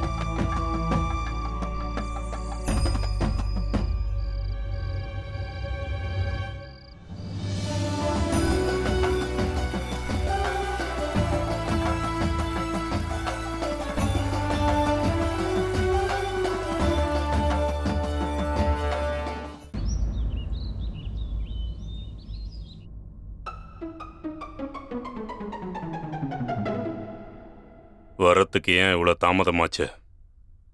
கணி எங்க? குருஜி, கண்ணி போயிட்டான். அதாவது இப்ப அவன் நம்ம கூட இல்ல, விஜயநகரத்தை விட்டே போயிட்டான். கணி விஜயநகரத்துல இல்லையா? என்னடா உளர்ற? குருஜி, நேத்து நாங்க வீட்டுக்கு வந்துகிட்டு இருக்கும் போது ஒரு காக்கா எங்களை வழிமறிச்சது. கண்ணி அத கல்ல தூக்கி அடிச்சான். உடனே அந்த காக்கா எங்களை கொத்திடுச்சு. அது கண்ட இடத்துல எல்லாம் எங்களை கொத்திச்சு குருநாதா. அதனால கணியை நான் அவங்க வீட்டுல பத்திரமா கொண்டு போய் விட்டுட்டு வந்திருக்கேன். மகாராஜா கிருஷ்ணதேவராயர் அரசவைக்கு வருகிறார். மகாராஜா கிருஷ்ணதேவராயர் வாழ்க! மகாராஜா கிருஷ்ணதேவராயர் வாழ்க! மகாராஜா கிருஷ்ணதேவராயர் வாழ்க! மகாராஜா கிருஷ்ணதேவராயர் வாழ்க! மந்திரியாரே, மகாராஜா. சபையோட செயல்பாடுகளை ஆரம்பிக்கலாம். மகாராஜா, பெல்லம் கொண்ட கிராமத்திலிருந்து வந்திருக்கிற திருவாளர் பிரசன்னா உங்களை சந்திக்க விரும்புறாராம். நிச்சயமா. தக்க மரியாதையோட அவங்கள உள்ள கூட்டிட்டு வர சொல்லுங்க. உத்தரவு மகாராஜா.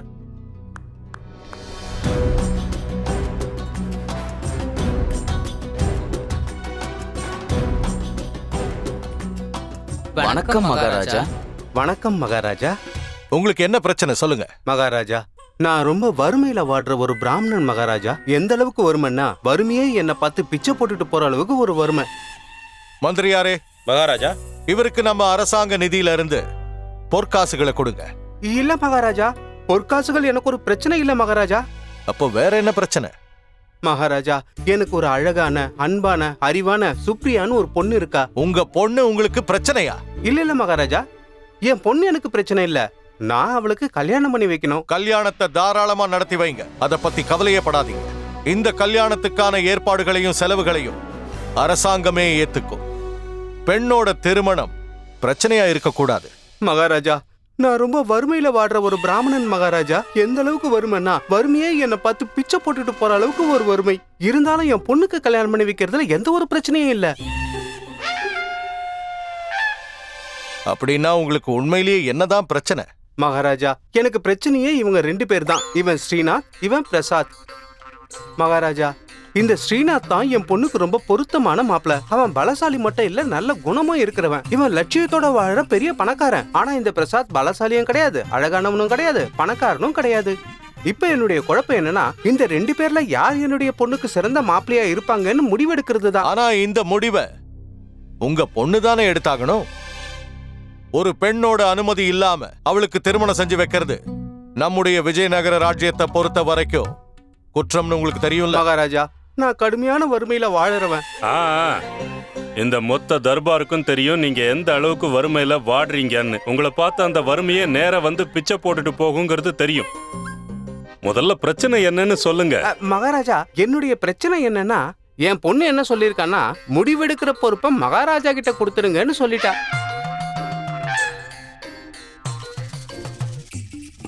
இப்ப இந்த வேலையும் நான் தான் பார்க்கணுமா? இந்த 2 பேர்ல யாராவது ஒருத்தரை நீங்க தேர்ந்தெடுத்தா அவனுக்கே நான் சந்தோஷமா என் பொண்ணை கல்யாணம் பண்ணி வச்சிருவேன். இங்க பாருங்கய்யா, முடிவு பண்றது என்னவோ சுலபம்தான். இருந்தாலும் நீங்க கொஞ்சம் அமைதியா இருக்கீங்களா? இத மகாராஜா மட்டும்தான் முடிவு பண்ணணும். நான் சொல்றேன், உங்களோட பொண்ணு. மன்னிச்சிடுங்க ஆச்சாரியாரே, என் பொண்ணு கல்யாணம் பண்ணிக்க போறது மகாராஜா முடிவெடுக்க போற அந்த நபரை தான். நீங்க கொஞ்சம் அமைதியா இருக்கீங்களா? உனக்கு இவ்வளவு அகங்காரமா? நீ என்னையே அமைதியா உட்கார சொல்றியா? நான் உங்களை வேண்டி கேட்டுக்கிறேன் ஆச்சாரியாரே. நான் வறுமையில வாழ்றேன். நான் அமைதியா உட்கார்றேன். நீ சொல்ல வந்ததை சொல்லிடு. மகாராஜா, நான் என்ன சொல்ல வரேன்னா, நடந்த சம்பவங்களை கேட்டீங்கன்னா இந்த விஷயத்துல என்ன முடிவெடுக்கிறதுன்னு உங்களால ஒரு முடிவுக்கு வர முடியும். அப்படின்னா? மகாராஜா, நேத்து ராத்திரி தான் நாங்க இந்த விஜயநகரத்துக்கு வந்தோம். அந்த நேரத்துல எங்களுக்கு ரொம்ப பசிச்சது. ஸ்ரீநாத் எங்களை ஒரு தர்ம சத்திரத்துக்கு கூட்டிட்டு போனான். அங்க சுவையான விருந்தும் இருந்தது. ஆனா இந்த பிரசாத் அதுக்கு ஒத்துக்கவே இல்ல. அவன் என்ன ஒரு வயசான அம்மாவோட குடிசைக்கு கூட்டிட்டு போனான். அங்க நாங்க பணத்தை கொடுத்து வெறும் தயிர் சாதம் மட்டும் சாப்பிட்டோம். அது மட்டும் இல்ல, இந்த ஸ்ரீநாத் பணத்தை செலவு பண்ணி எங்களுக்காகவே ஒரு நல்ல விடுதியில வசதியான அறைய தேர்ந்தெடுத்தான். ஆனா இந்த பிரசாத்தால ஒரு வெட்ட வெளியில கிணத்துக்கு பக்கத்துல நாங்க படுக்க வேண்டியதாயிடுச்சு. மகாராஜா, என்னுடைய வறுமையை புரிஞ்சுக்கிட்டு அரசவைக்கு வரதுக்காக விலை உயர்ந்த ஆடைகளை ஸ்ரீநாத் எனக்கு கொடுத்தான். ஆனா இந்த பிரசாத் இருக்கானே, அந்த ஆடைகள் எல்லாத்தையும் தண்ணீர நினைச்சிட்டான். மகாராஜா, ஒருவேளை என்னுடைய பொண்ணு இந்த முடிவை உங்களை எடுக்க சொல்லாம இருந்திருந்தா நான் இந்த பிரசாத்தை விரட்டிட்டு ஸ்ரீநாத்துக்கு என் பொண்ணை சந்தோஷமா கல்யாணம் பண்ணி கொடுத்திருப்பேன். இன்னொரு சம்பவமும் நடந்தது.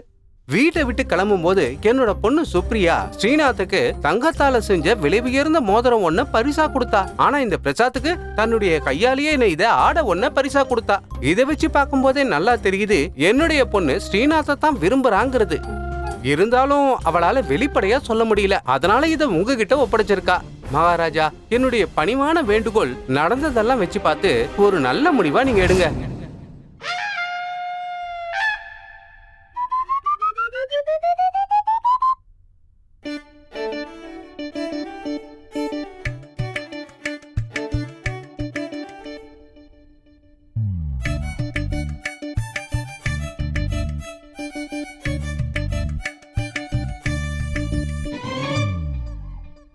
என்னோட முடிவு என்னன்னா உங்க பொண்ணோட கல்யாணம்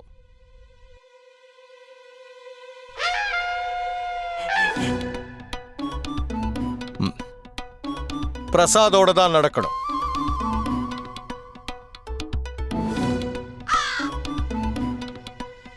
என்ன சொல்றீங்க மகாராஜா?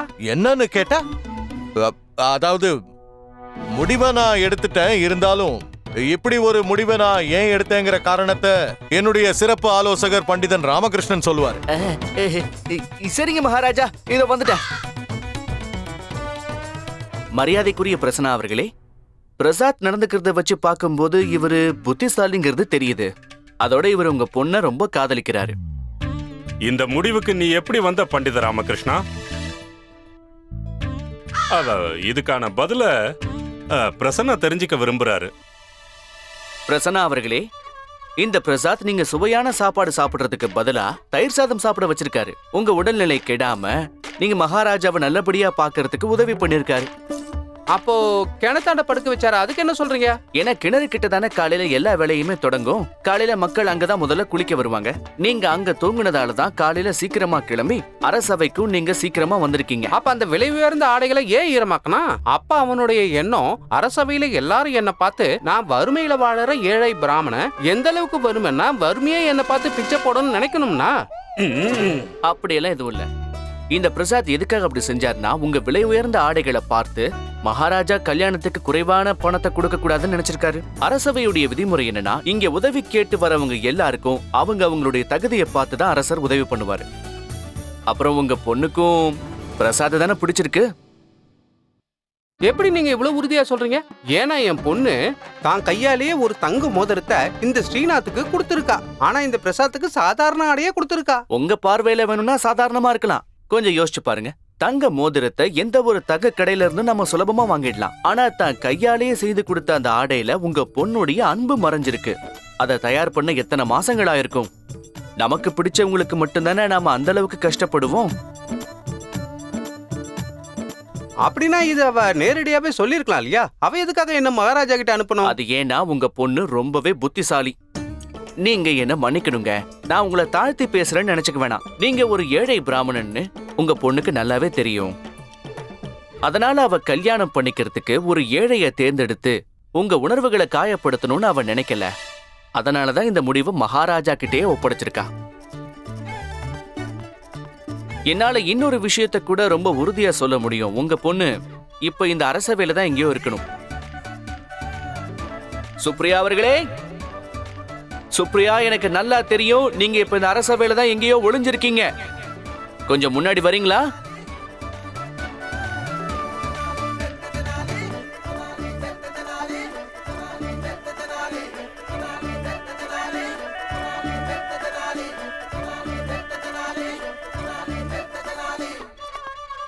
வணக்கம் மகாராஜா.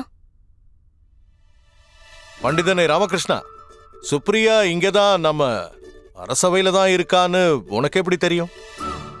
மகாராஜா, ஒருத்தர் வாழ்க்கையோட முக்கியமான தருணத்துல முக்கியமான முடிவு எடுக்க வேண்டிய நேரம் இது. அதை தெரிஞ்சுக்க எல்லாருக்கும் ஆர்வம் இருக்கிறது இயல்புதான். உங்களுக்கு ரொம்ப நன்றி. நான் உங்களை பத்தி நிறைய கேள்விப்பட்டிருக்கேன். அதெல்லாம் உண்மைன்னு நிரூபிச்சிட்டீங்க. மரியாதைக்குரிய பண்டித ராமகிருஷ்ணா அவர்களே, ஒரு விஷயத்துல மட்டும் எந்த சந்தேகமும் இல்ல. உங்க சிறந்த அறிவாற்றலுக்கு முன்னாடி எவ்வளவு பெரிய படையே வந்தாலும் அது தோத்து போயிடும். நீங்க அதிகமா புகழறீங்கன்னு தோணுது. ஆச்சாரியரே, எனக்கு முழு நம்பிக்கை இருக்கு. சரியான நேரம் வரும்போது இப்ப நான் சொன்னதுல எவ்வளவு உண்மை இருக்குன்னு அப்ப உங்களுக்கு தெரிய வரும். மகாராஜா, இந்த கல்யாண ஜோடிக்கு நீங்க ஆசீர்வாதம் பண்ணணும். நிச்சயம்.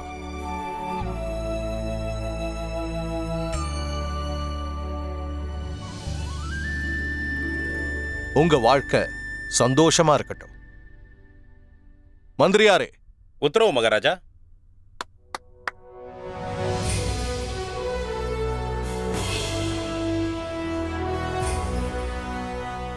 இது எங்க தரப்புல இருந்து ஒரு சின்ன பரிசு. இந்த திருமணத்துக்கு உண்டான மொத்த செலவையும் அரசாங்கமே ஏத்துக்கொண்டு எல்லார் முன்னாடியும் நான் அறிவிக்கிறேன்.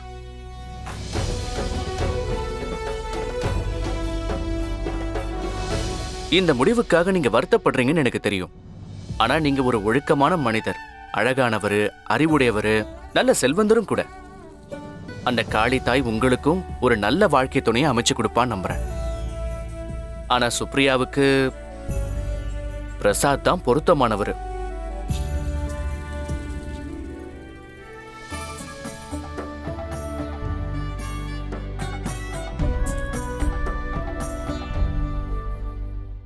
மகாராஜா, நம்ம விஜயநகரத்தோட சிறந்த பயில்வான் திரு கேசரி வல்லப் மற்றும் பயில்வான் அசத்தல் துர்ஜனுக்கு இடையில மல்யுத்த போட்டிக்கு ஏற்பாடு பண்ணணும்.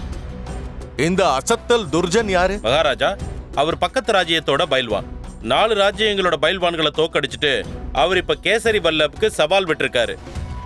அந்த சவாலை திரு கேசரி வல்லப் பயில்வான் ஏத்துக்கிட்டாரு. அற்புதம். நான் கேசரி வல்லப் கிட்ட எதிர்பார்த்ததும் இதான். ஏன்னா அந்த பயில்வான் நம்ம ராஜ்யத்தோட கௌரவம். மகாராஜா, அவங்க 2 பேரும் உங்களை சந்திக்க விரும்புறாங்க. நிச்சயமா சந்திக்கிறேன். அவங்க 2 பேரையும் இங்க வர சொல்லுங்க. உத்தரவு மகாராஜா.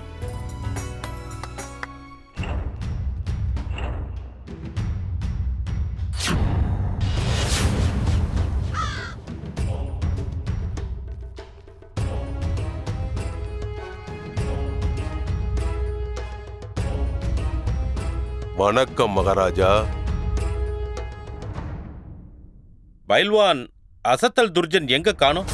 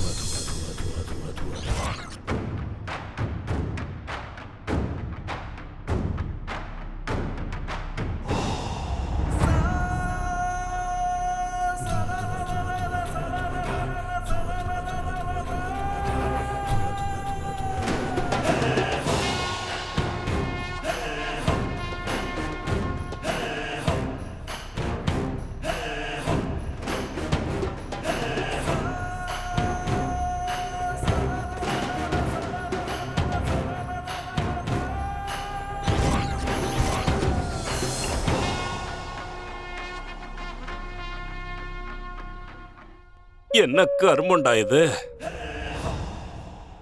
வணக்கம் மகாராஜா. ஆமாம், இப்போ எதுக்காக இந்த புகையை போட்டிருக்காங்க? நான் எங்க போனாலும் இந்த புகை என் கூடவே வரும். இதனால எனக்கு சக்திகள் கிடைக்கும். உங்களை விஜயநகர ராஜ்யத்துக்கு வரவேற்கிறேன். எங்க ராஜ்யத்தை சேர்ந்த பயில்வான் கேசரி வல்லபுக்கு நீங்க சவால் விட்டிருக்கீங்க. ஆமா, இவரை பூச்சி மாதிரி நசிக்கிடுவேன்.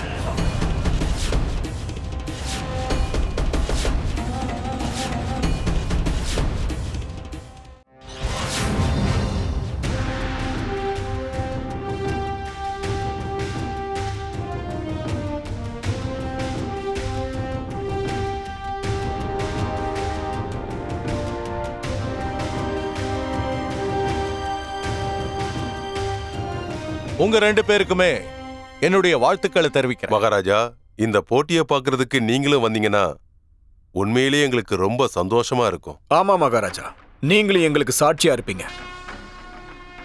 நான் உங்க பயில்வான நான் சொன்ன மாதிரி பூச்சி மாதிரி நசிக்கிடுவேன். நிச்சயமா நானும் மல்யுத்தத்தை பார்க்க வருவேன். போட்டி அன்னைக்கு நாம சந்திக்கலாம்.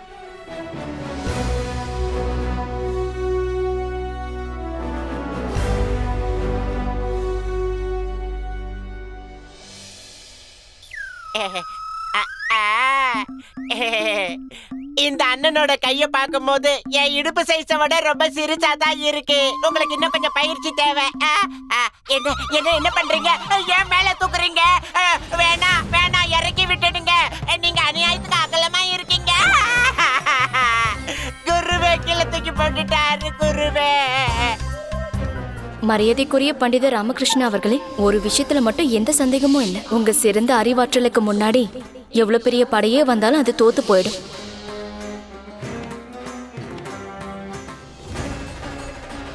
பண்டித ராமகிருஷ்ணா, இப்போ உன்னோட புத்திசாலித்தனம் உன்னை எப்படி காப்பாத்த போகுதுன்னு நானும் பார்க்க தானே போறேன்.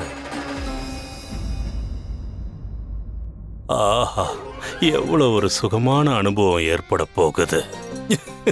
எனக்கு சந்தோஷமா இருக்கு, ரொம்ப சந்தோஷமா இருக்கு. சௌதாமணி, நீ எங்க இருக்க? வாமா. வந்துட்டேன் குருவே. நீயா? நீ எதுக்காகடா இங்க வந்த? அறிவு கட்டவன, கனி இல்லாம நீ தனியா இருக்கங்கிறது எனக்கு தெரியும். அதுக்காக என்ன கொஞ்ச நேரம் கூட நிம்மதியா இருக்க விடக்கூடாதுன்னு முடிவு பண்ணிட்டியா என்ன? எப்ப பார்த்தாலும் தொந்தரவு பண்றதுக்காகவே வந்துகிட்டு இருக்கியே. வேலை வந்துட்டீங்களாக்கா? இதுக்குதான் நம்மள திட்டானே. குருஜி, இப்ப என் மனசுல ஒரு விஷயம் தோணுது. உன் மனசுல எப்பவும் தவறான எண்ணங்கள் ஏதாவது தோணிக்கிட்டே இருக்கும். ஏண்டா கொஞ்ச நேரம் கழிச்சு அதை பத்தி எல்லாம் யோசிக்க கூடாதா? சொல்லி தொலை. குருஜி, விஜயநகரத்துல மல் யுத்தத்துக்கான ஏற்பாடுகள் நடந்துகிட்டு இருக்கு. எனக்கு ஞாபகம் இருக்கு. அதுக்கு என்ன இப்போ? அதாவது குருஜி, நீங்களும் அந்த போட்டியில கலந்துக்கிட்டீங்கன்னா நான் ரொம்ப மகிழ்ச்சி அடைவேன். என்ன? நானா? குருஜி, நீங்களும் அந்த போட்டியில கலந்துக்கிட்டா ரொம்ப நல்லா இருக்கும். ஏன் குருவே, இந்த மல்யுத்தத்துல மட்டும் நீங்க சண்டை போட்டு ஜெயிச்சிட்டீங்கன்னா நீங்க மகா பண்டிதர் மட்டும் இல்ல, சகல வல்லமையும் படைத்த மாவீரர்னு வேற சொல்லுவாங்க.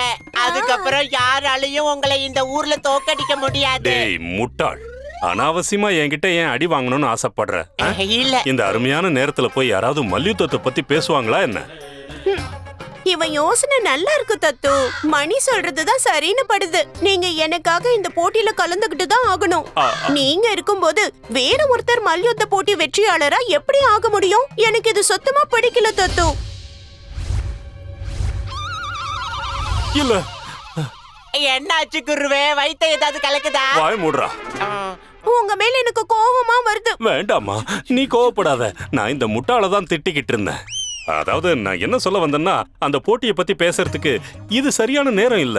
அதனாலதான் நான் கோவப்பட்டேன். அது மட்டும் இல்லாம நான் கொஞ்ச நாளைக்கு முன்னாடி ஒரு மகத்தான விரதத்தை ஆரம்பிச்சிருக்கேன். ஒருவேளை இந்த போட்டியை பத்தி எனக்கு முன்னாடியே தெரிஞ்சிருந்தா விரதத்தை நான் தள்ளி வச்சிருப்பேன். ஆமா ஆமா, இவர் போய் பேசல, உண்மைதான் பேசுறாரு. கொஞ்சம் இப்படி வாயே, உட்காரு. நான் உங்ககிட்ட நான் கலந்துகிட்ட ஒரு மல்யுத்த போட்டியை பத்தி சொல்ல சொல்லுங்க.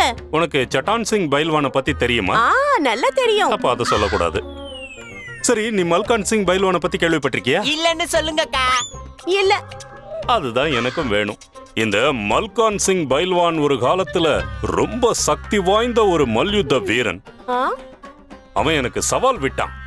நான் அந்த சவாலை ஏத்துக்கிட்டேன். அப்புறம் நான் அவன் கூட போட்டி போடுறதுக்காக அப்படியே களத்துல குதிச்சேன். அவன் ஏன் முன்னாடி நிக்கிறான், நான் அவன் முன்னாடி நிக்கிறேன். அவன் என்ன பார்த்தான், நான் அவனை பார்த்தேன். நான் முன்னாடி போனா அவன் பின்னாடி போறான். அவன் இந்த பக்கம், நான் இந்த பக்கம், நான் இந்த பக்கம், அவன் அந்த பக்கம். நேரம் பார்த்து நான் அவனை பிடிச்ச மண்ணை கவ்வ வைக்கலாங்கிற நேரத்துல தும்மல் வந்துருச்சு. எப்படி தும்முனா, சத்தமா தும்மி முடிச்சிட்டு கண்ணை திறந்து பாக்குறேன், அந்த மல்கான் சிங் காணாம போயிட்டான். எங்க போனார் அவரு? என்னோட வீரத்தை பார்க்க அங்க நிறைய பார்வையாளர்கள் வந்திருந்தாங்க. அவங்க சொன்னதுக்கு அப்புறம் தான் எனக்கே விஷயம் தெரிஞ்சது. நான் தும்முனதுக்கே அந்த மல்கான் சிங் பைல்வான் மேல பறந்து போயிட்டான்னு.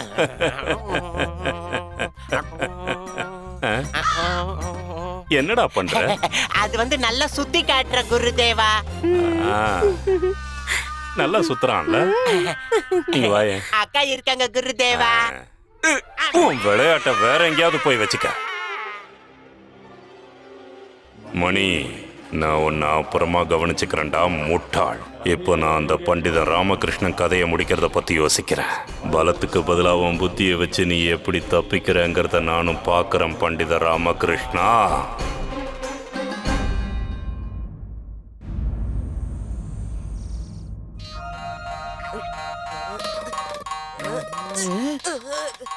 என்ன செஞ்சுக்கிட்டு இருக்கான்?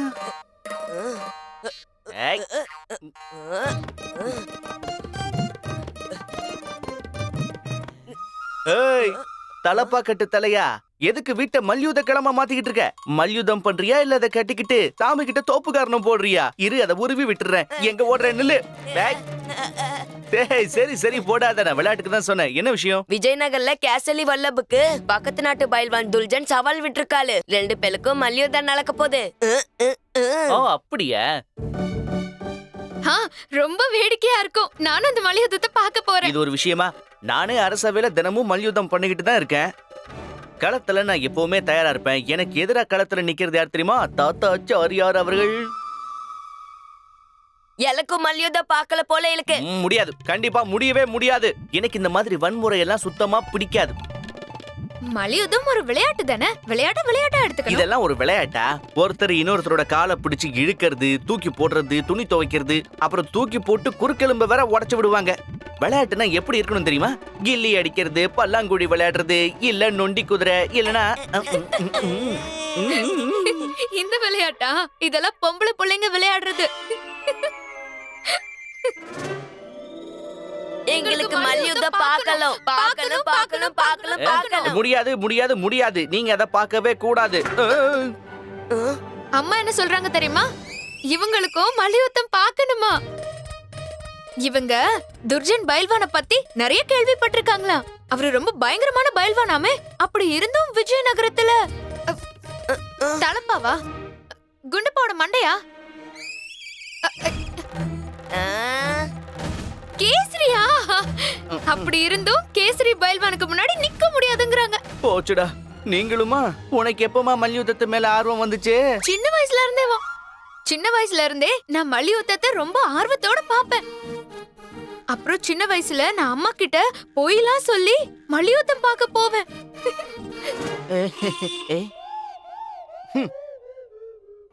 என்ன சொல்றீங்க? நான் மல்யுத்தத்தை பார்த்தே ஆகணும். அம்மா அததான் சொல்றாங்க. அம்மா தானே சொல்றாங்க. அப்படின்னா நீ போக வேண்டாம், சரியா? எடுத்துக்கங்க. எதை எடுத்துக்கணும்? நான் அம்மா கிட்ட சொல்லிட்டு இருக்கேன். அம்மா தடி எடுங்க.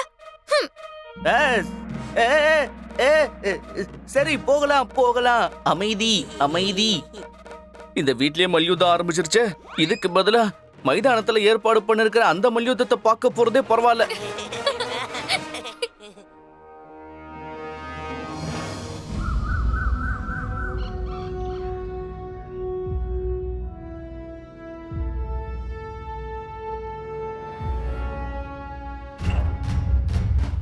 கேசரி கேசரி கேசரி கேசரி கேசரி கேசரி கேசரி கேசரி கேசரி கேசரி கேசரி கேசரி.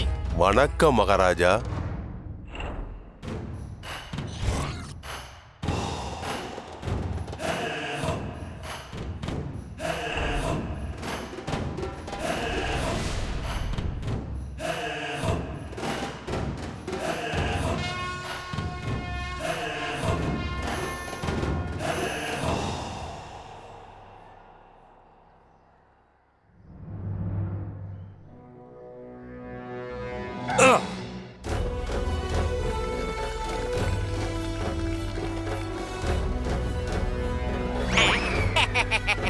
மல்யுத்தம் ஆரம்பமாகட்டும்.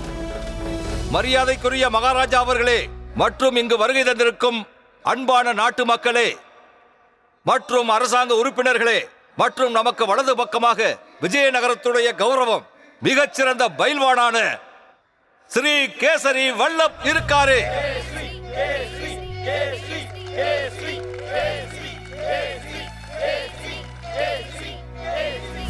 அப்புறம் நமக்கு இடது பக்கமா இருக்கிற போட்டியாளர். இவரை இன்னைக்கு வரைக்கும் எந்த பைல்வானாலும் தோற்கடித்த சரித்திரம் இல்லை. இவருடைய புகழை பற்றி மொத்த உலகமே பேசிக் கொண்டிருக்கிறது. அசத்தலான துர்ஜன்.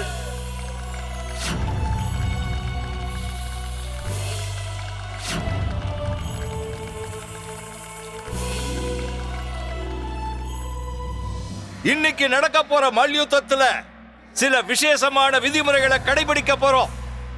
எதுவரைக்கும் ஒரு போட்டியாளர் தன்னுடைய தோல்வியை முழுமையாக ஒத்துக்கொள்ளவில்லையோ அதுவரைக்கும் இந்த போட்டி நடந்து கொண்டே இருக்கும். சுயநினைவை இழந்தாலும் இல்லை துரதிருஷ்டவசமாக உயிரை இழக்க நேர்ந்தாலும் அதன் பிறகு அடுத்த போட்டியாளர் மன்னிக்கப்பட்டு இந்த போட்டியின் வெற்றியாளராக அறிவிக்கப்படும்.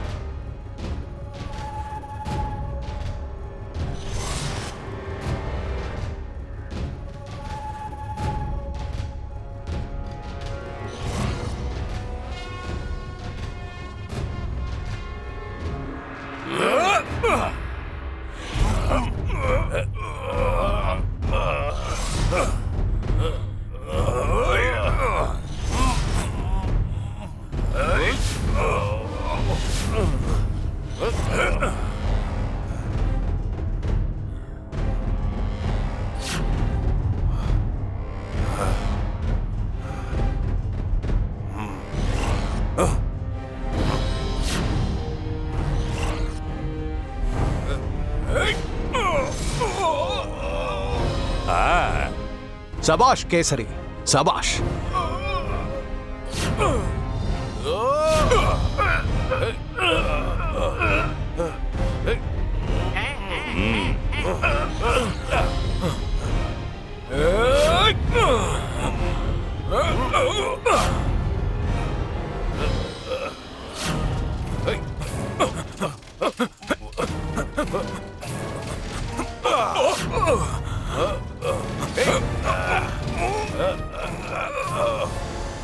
பிரமாதம், பிரமாதம். அசத்துறீங்க கேசரி வல்லப். கேசரி அம்மா, என்ன பண்ணிக்கிட்டு இருக்க? அவனை விடுமா.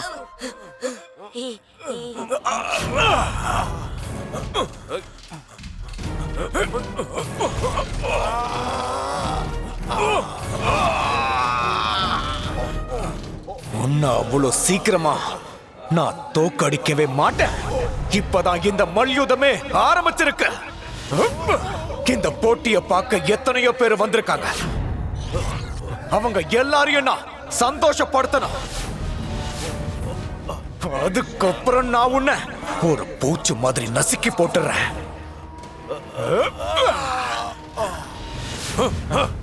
நானும் தயாரா தான் இருக்கேன். ஐயோ, தூக்குங்க தூக்குங்க. என்னட்ட?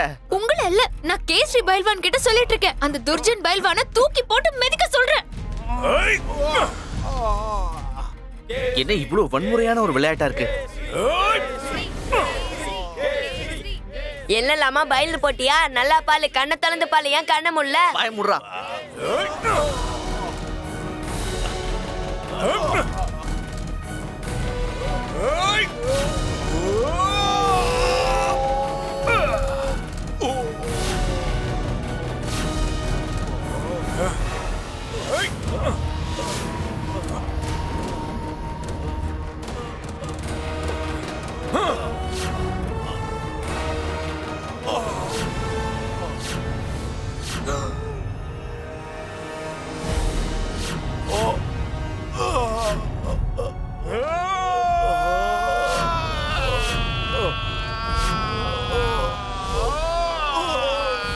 ஐயோ, அவரை விட்டுடுங்களேங்க.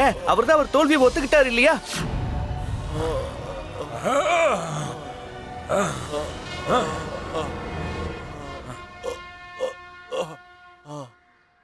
இன்று இந்த மல்யுத்த போட்டியின் வெற்றியாளர் அசத்தலான துர்ஜன்.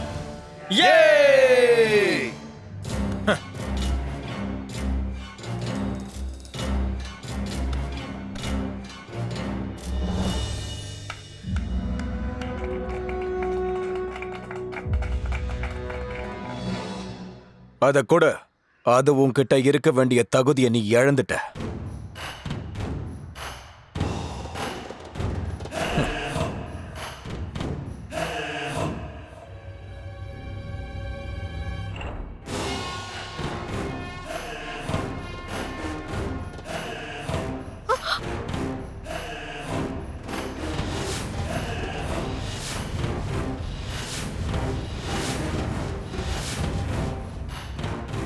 என்ன மன்னிச்சிடுங்க மகாராஜா.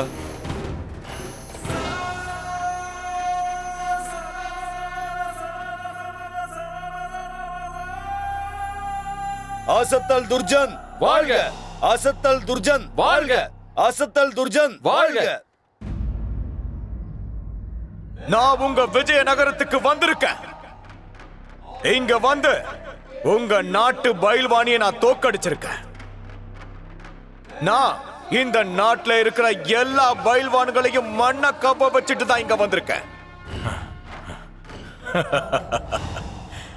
இருந்தாலும் இந்த வெற்றி எனக்கு ரொம்ப சுலபமா தான் கிடைச்சிருக்கு. நான் உங்க பயில்வானை என் கையால ஒரு பூச்சி மாதிரி நசுக்கி தூக்கி போட்டுட்டேன். இந்த நகரத்துல, அதுவும் இந்த விஜயநகர சாம்ராஜ்யத்துல யாராவது என்ன தோக்கடிக்கிற அளவுக்கு தைரியம் இருக்கா? நான் இதுக்கு முன்னாடி இந்த விஜயநகர சாம்ராஜ்யத்தோட புகழ பத்தி நிறைய கேள்விப்பட்டிருக்கேன்.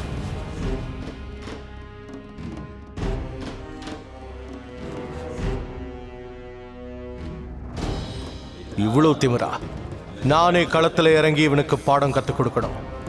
போது நிறுத்து துர்ஜன். போதும்.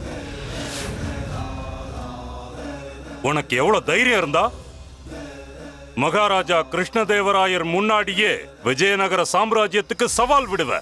ஆமா, சவால் தான் விடுறேன். யாராவது இந்த சவாலை ஏத்துக்கிறதுக்கு தைரியம் இருக்கா? போதும் துர்ஜன், நீ ரொம்ப பேசிட்ட. நாங்க உன்னோட இந்த திமிர அழிக்க போறோம்.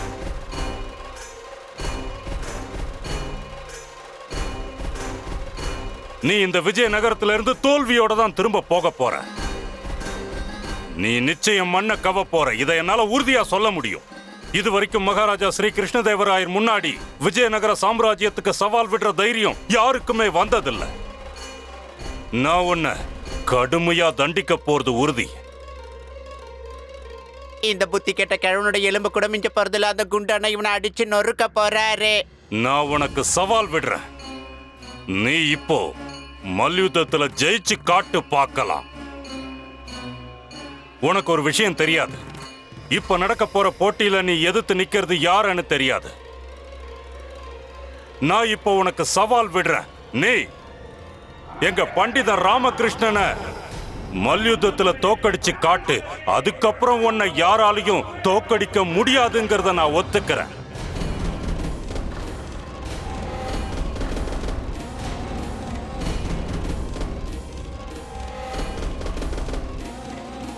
பண்டித ராமகிருஷ்ணா, நீ இப்போ நேரடியா இவன் கூட போட்டி போட்டு நீ யாருன்னு நிரூபிச்சு காட்டு. பண்டித ராமகிருஷ்ணா, எழுந்து வா. ஐயோ, குருதேவா, யாரு இந்த சின்ன பூச்சியா? இவனோட லட்சணத்தை பார்த்தாலே அப்படியே என் கையால தூக்கி பந்தாண்டம் போல மனசார தோணுது. பந்தாட போறியா? என்னால இவனை ஒரு சின்ன பூச்சி மாதிரி நசுக்கிட முடியுமே? குருதேவா, எதுக்கு என்ன மாட்டி விடுறீங்க இப்போ? இந்த துர்ஜன் கூட நான் எப்படிங்க சண்டை போட முடியும்? அவன் சிகரம் மாதிரி இருக்கான், நான் சின்ன பூச்சி.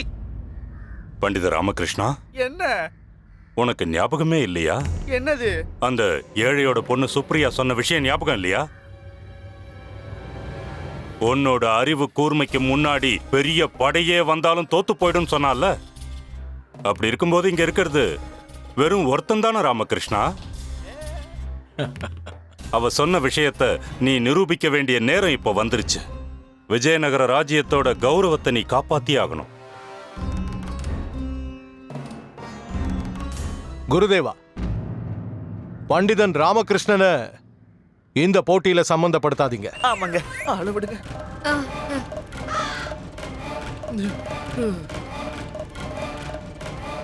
ராமா ராமா ராமா ராமா ராமா ராமா ராமா ராமா ராமா ராமா ராமா ராமா ராமா ராமா ராமா ராமா. ஏய், shoe shoe shoe shoe. Rama Rama Rama Rama Rama Rama. பாத்தீங்களா மகாராஜா,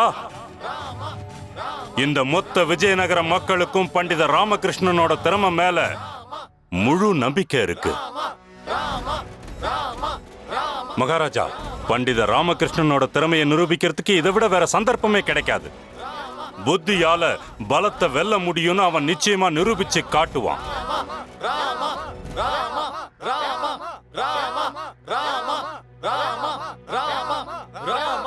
பண்டித ராமகிருஷ்ணா, நீயே பாக்குறல்ல, நல்லா பாரு.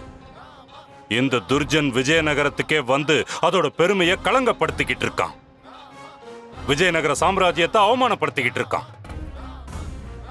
பண்டித ராமகிருஷ்ணா, உன்னால அவனை ஜெயிக்க முடியாதா? இதுதான் நம்ம நாட்டு மேல நீ வச்சிருக்கிற மரியாதையா?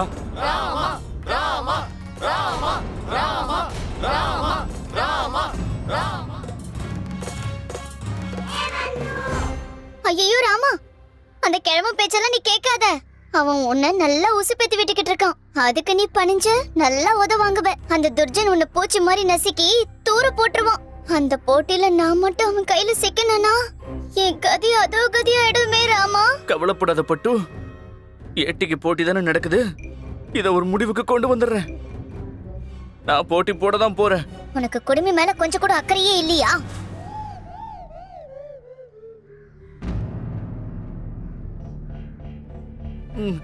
மகாராஜா,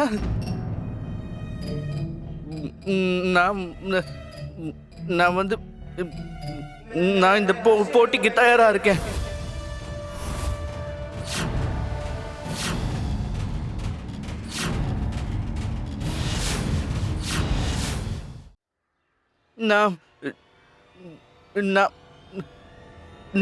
நான் இந்த போட்டியில கலந்துக்கிறேன்.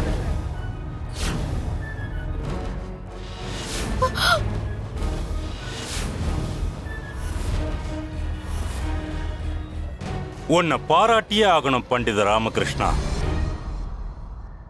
விஜயநகர மக்கள் உங்ககிட்ட இருந்து இதைத்தான் எதிர்பார்த்தாங்க.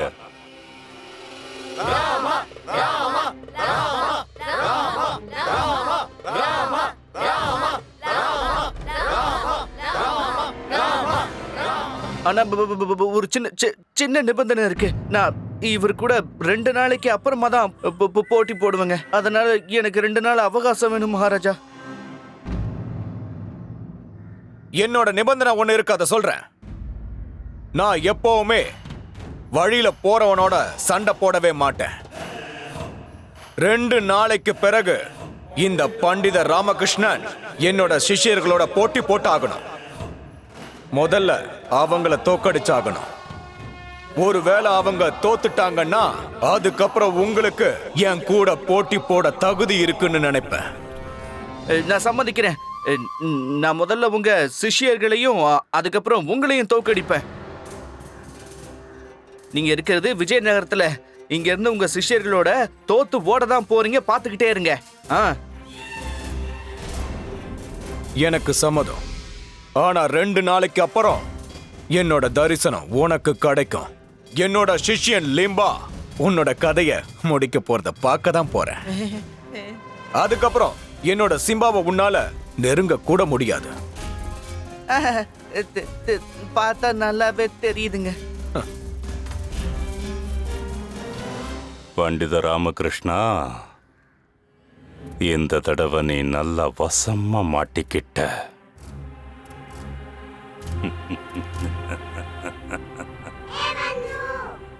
ராமா, முட்டாள்தனத்துக்கு ஒரு எல்லை இருக்கு. அவனை பார்த்தல, ஒரு பெரிய மலை மாதிரி இருக்கான். பட்டு, நடந்தது என்னவோ நடந்து போச்சு. இதை நானே ஒரு முடிவுக்கு கொண்டு வரேன்.